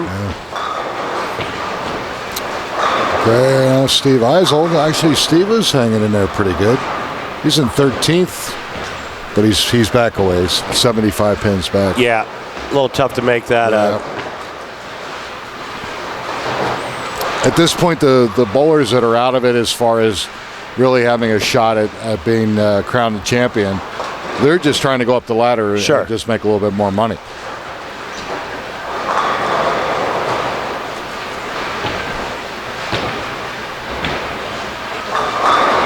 Ooh, nice shot there by Brent Moore.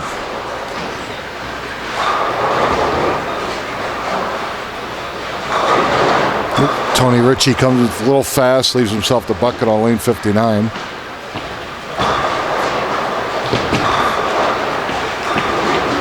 Nice shot by Nolan Carruthers. Very nice. Big 10th frame coming up for Greg Neuer. Huge.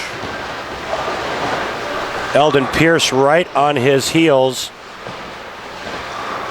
As is K. K opened, I'm sorry. Another open frame for K. 112 in the 6th. Ralph Pruitt is right now what we call spending money. He was in second. He's got 2 open frames, shooting 170, and you know he's going to fall down the ladder. So just right now trying to hold on and bail a game out so he doesn't spend too much of that money.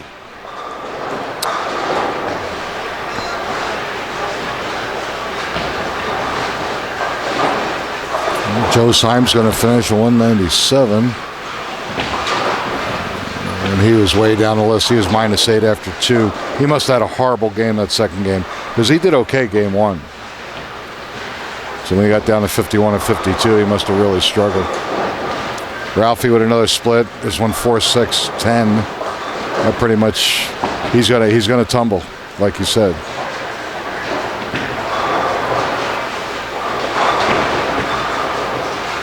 I just made eye contact with one of the greatest women bowlers of all time, Wendy McPherson. She waved, he gave me a little wink. Yeah, Wendy lives in Henderson now, right? Yep, she's one of my favorite people of all time. The amazing thing was, and it's like all the top professional players. Watch them bowl for years and years and years. They look exactly the same as far as their game. It's amazing.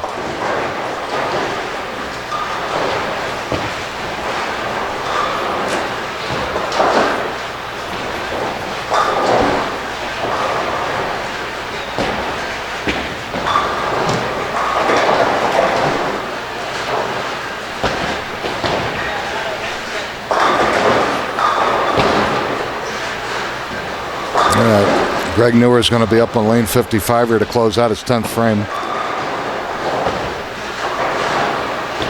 As is Eldon Pierce on the pair right next to him.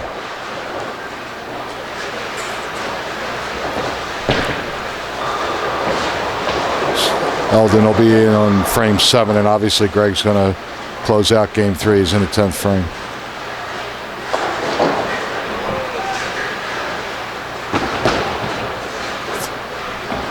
If I was to be reincarnated,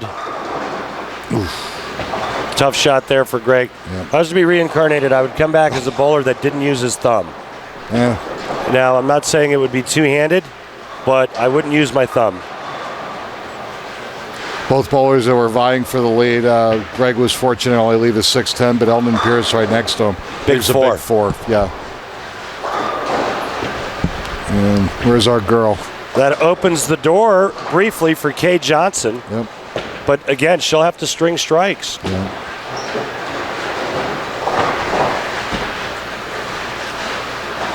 Ooh, Eldon gets 1. Greg was able to spare. He Going to loses. shoot 227. Yeah, Eldon loses a lot of count because of going 6 and then 1.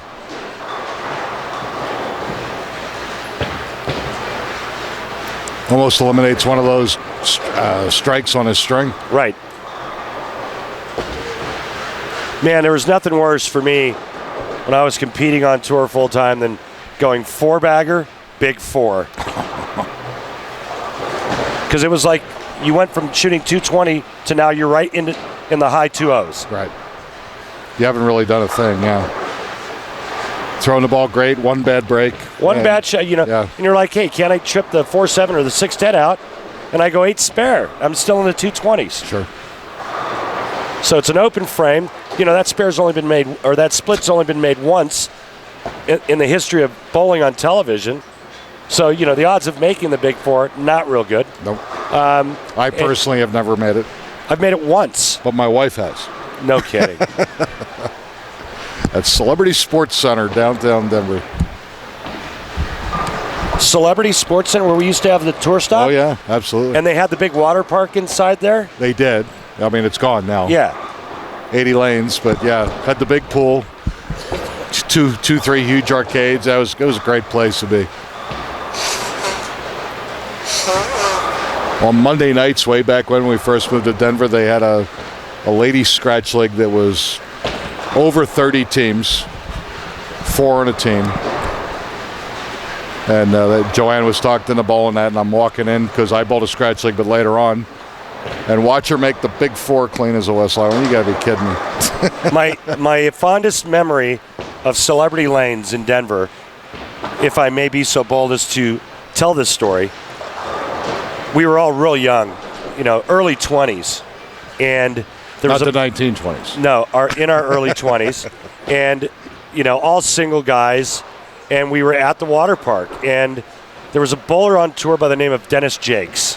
I've heard it. Yes, I remember. Won him. a couple titles, I believe. Wasn't he close with Wayne Webb? Yes. Okay. So at the time, Dennis Jakes is married to this blonde Adonis. I can't remember her name, but she was a Brigitte Nielsen type. Okay. And very tall, 6'1", 6'2". I mean, she stuck out like a sore thumb. And so we're all at the water park. Well, what do you wear at a water park? You wear a bathing suit. Right. Guess who was at the water park? Dennis Jakes' Adonis wife. You want to talk about kids at a candy store. Watching her go down the water slide, talk about making our day, man. It was awesome. Oh, God.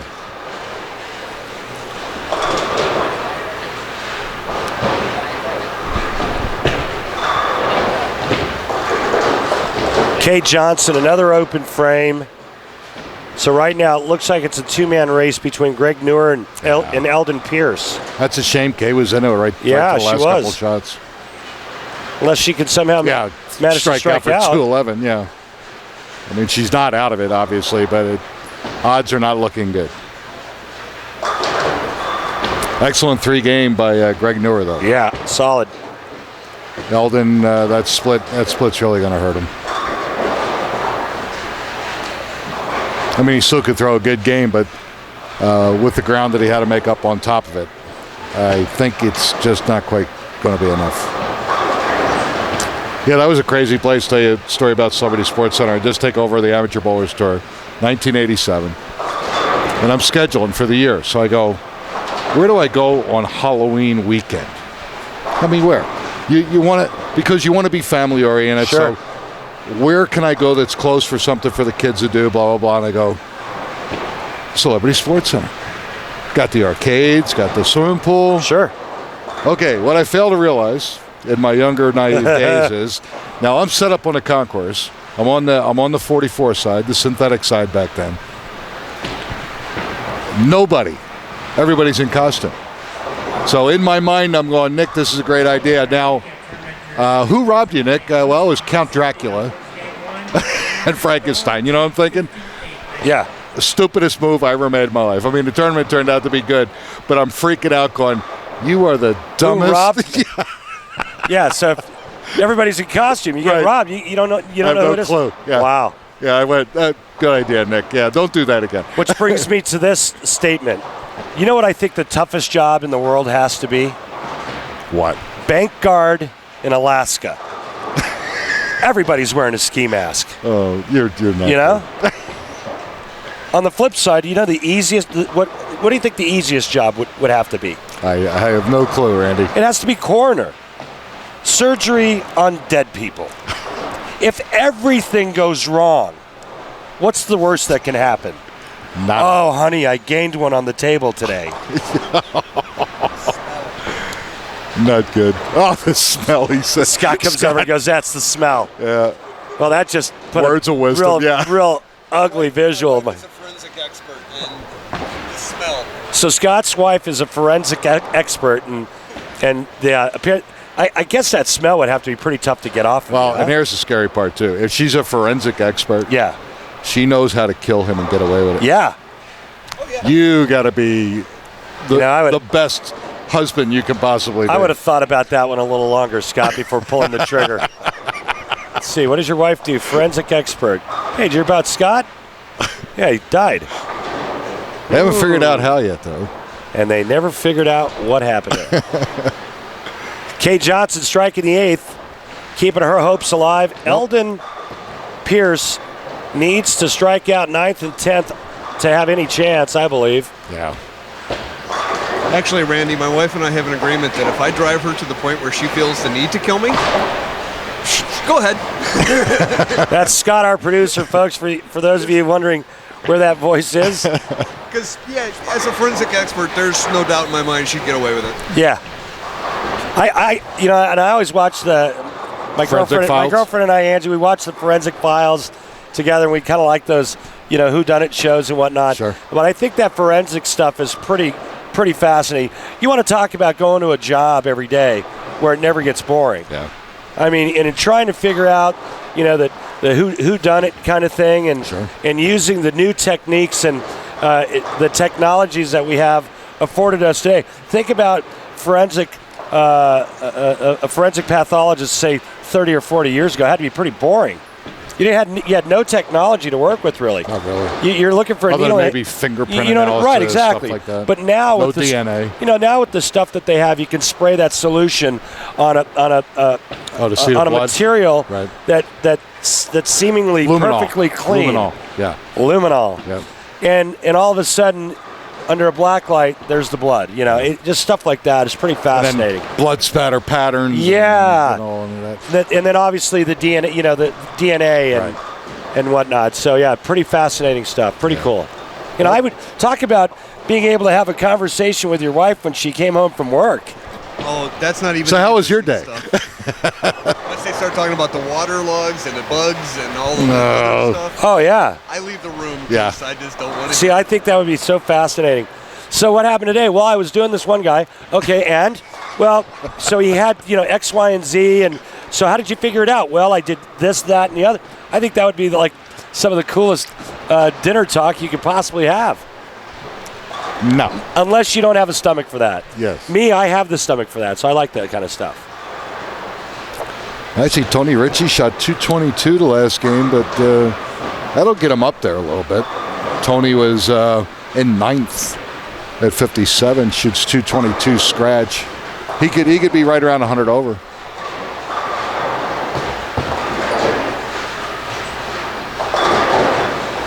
Eldon Pierce spared in the ninth, So he still has a 10th frame. Not sure it's going to be enough. Yeah, 220. It would depend on the handicap.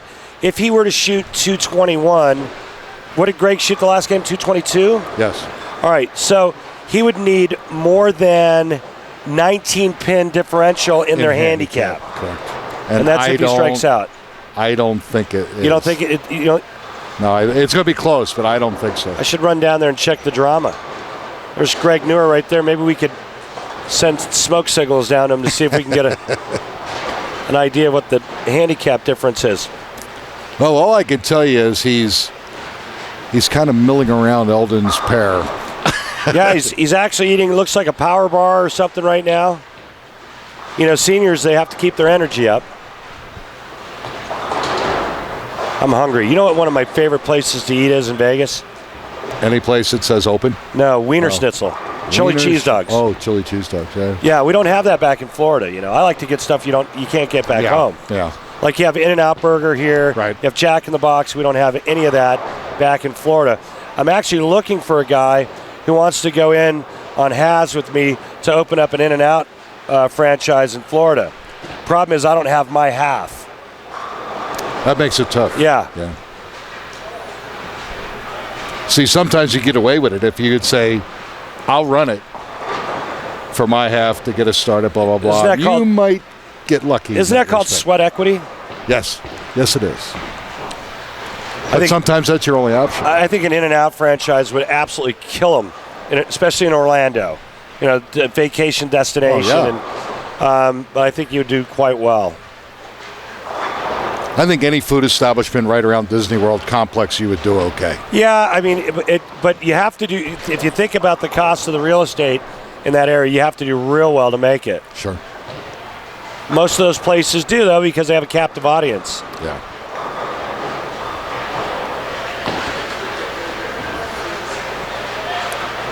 Okay, we're just about done. We're going to stick around. Realistically, the only person that's got a shot at Greg Newer here is Eldon Peterson. He's going to be shooting his 10th frame here in just a moment.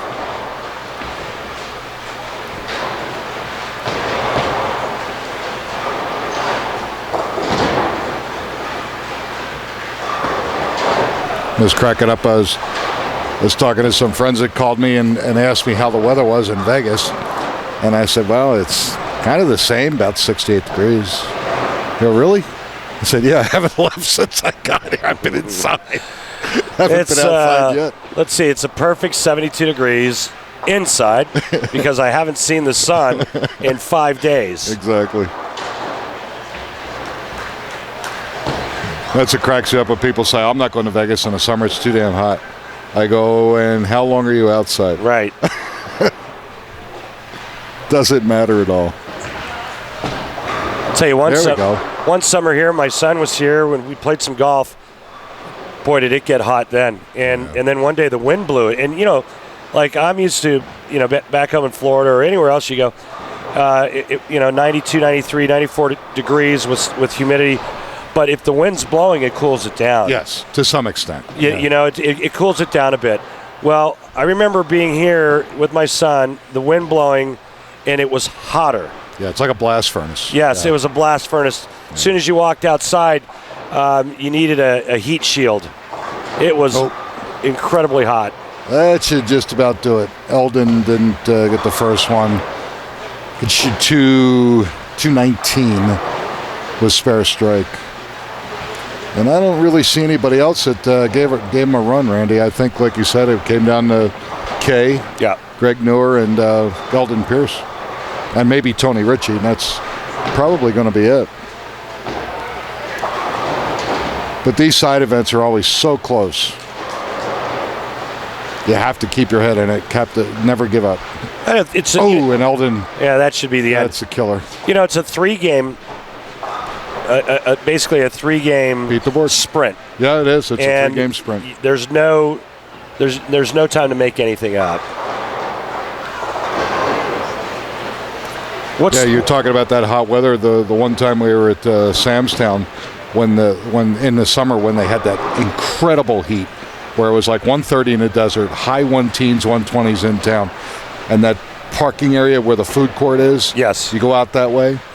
as the people were coming in, when they opened that door, I was getting off the elevator, and that heat, it was literally like opening up the door of a pizza oven. Yeah. And I could not believe it. People were actually outside functioning in heat that oppressive. I couldn't believe it. You know, it's funny that when you live in the Midwest or back east during the winter. I mean, even where you live, there's times during the winter you can't be outside. No, you can't. Because it's just too cold. Right.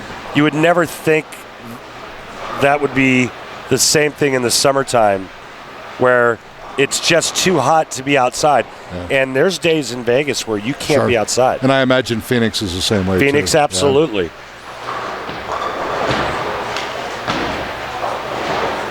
Can you imagine just not being able to go outside because it's just too hot?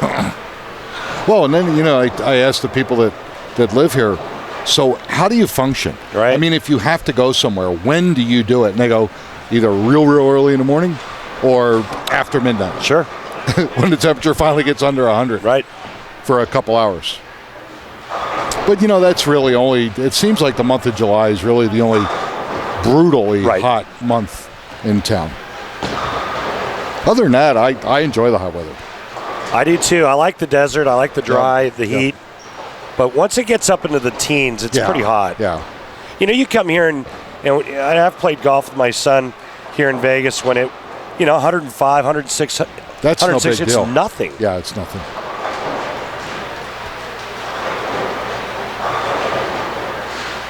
Yeah, but you're right. You get up into the 110s, it's talking to you.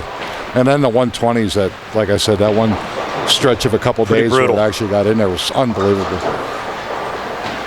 What's next on our agenda? Well, we'll have another. We still have 3 more squads of scratch qualifying today. We have the ladies only tonight at 6 o'clock, and we have 5 more squads of qualifying for the main event. So we got a lot of bowling yet. And what about live streaming? What's next? Live streaming will be the ladies only tonight at 6 o'clock. Perfect. And then tomorrow we have the gold member on Sunday morning, gold members only. And then we'll begin either the scratch or the national singles, depending on, because actually we have the beauty of it is here, like a Greg Newer, he can compete in the scratch.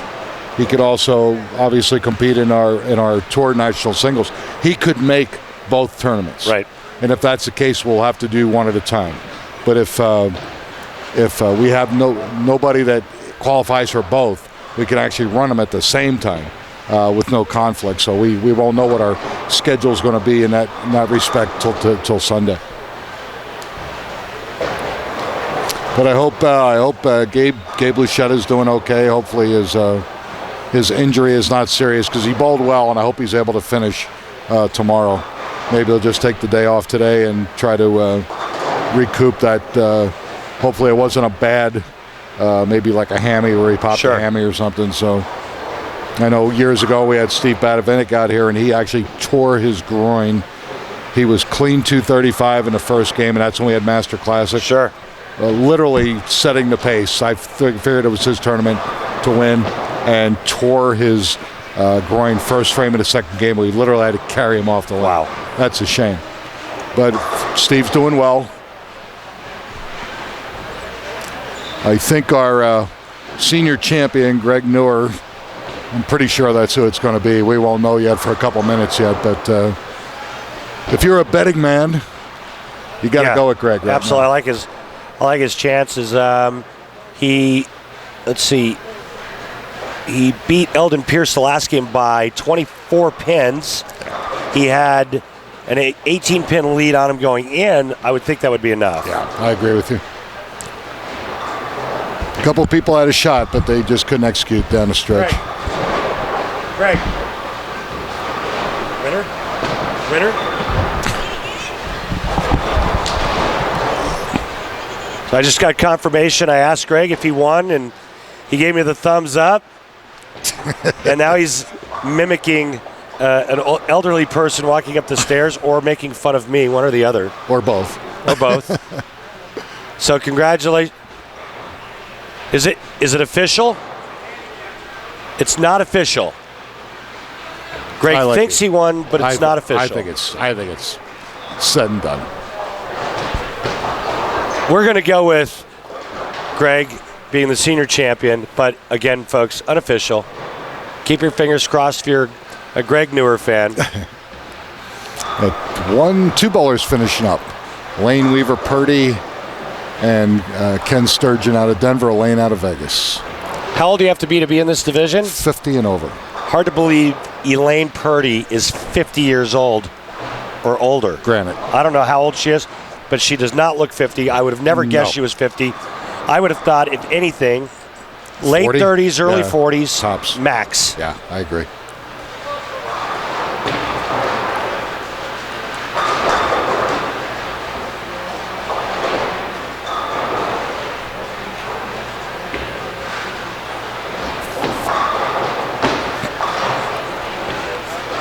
Oop, is it going to hold? Nope. I don't think she made that. It might have gone in the channel. Well, there you have it, folks. The senior division finals coming to an end. One more ball being thrown. Nope. Let's see. Yeah, one more ball. Oh, no, it actually gave Elaine Purdy a spare. Yeah, and I think that went in the channel. It did. This competition is now over. Most of us here in the booth believe that Greg Newer is going to be your champion, but it is unofficial. And actually, what we can do, Randy, if we sign off, we'll know the results. I mean, realistically, I believe, like you did, that Greg Newer is our champion. But we'll update everybody as we get on air tonight for the ladies only event, and we'll update them on that. So that's what's coming up in store later today at 6 o'clock. It'll be the ladies finals. So we're going to sign off for a couple hours. Yep. But again, folks, join us back here at about 6 o'clock for more ABT bowling action. For Nick, I'm Randy, and we look forward to speaking to you more later tonight with more action here at the South Point Bowling Plaza. It's the ABT Spring Nationals.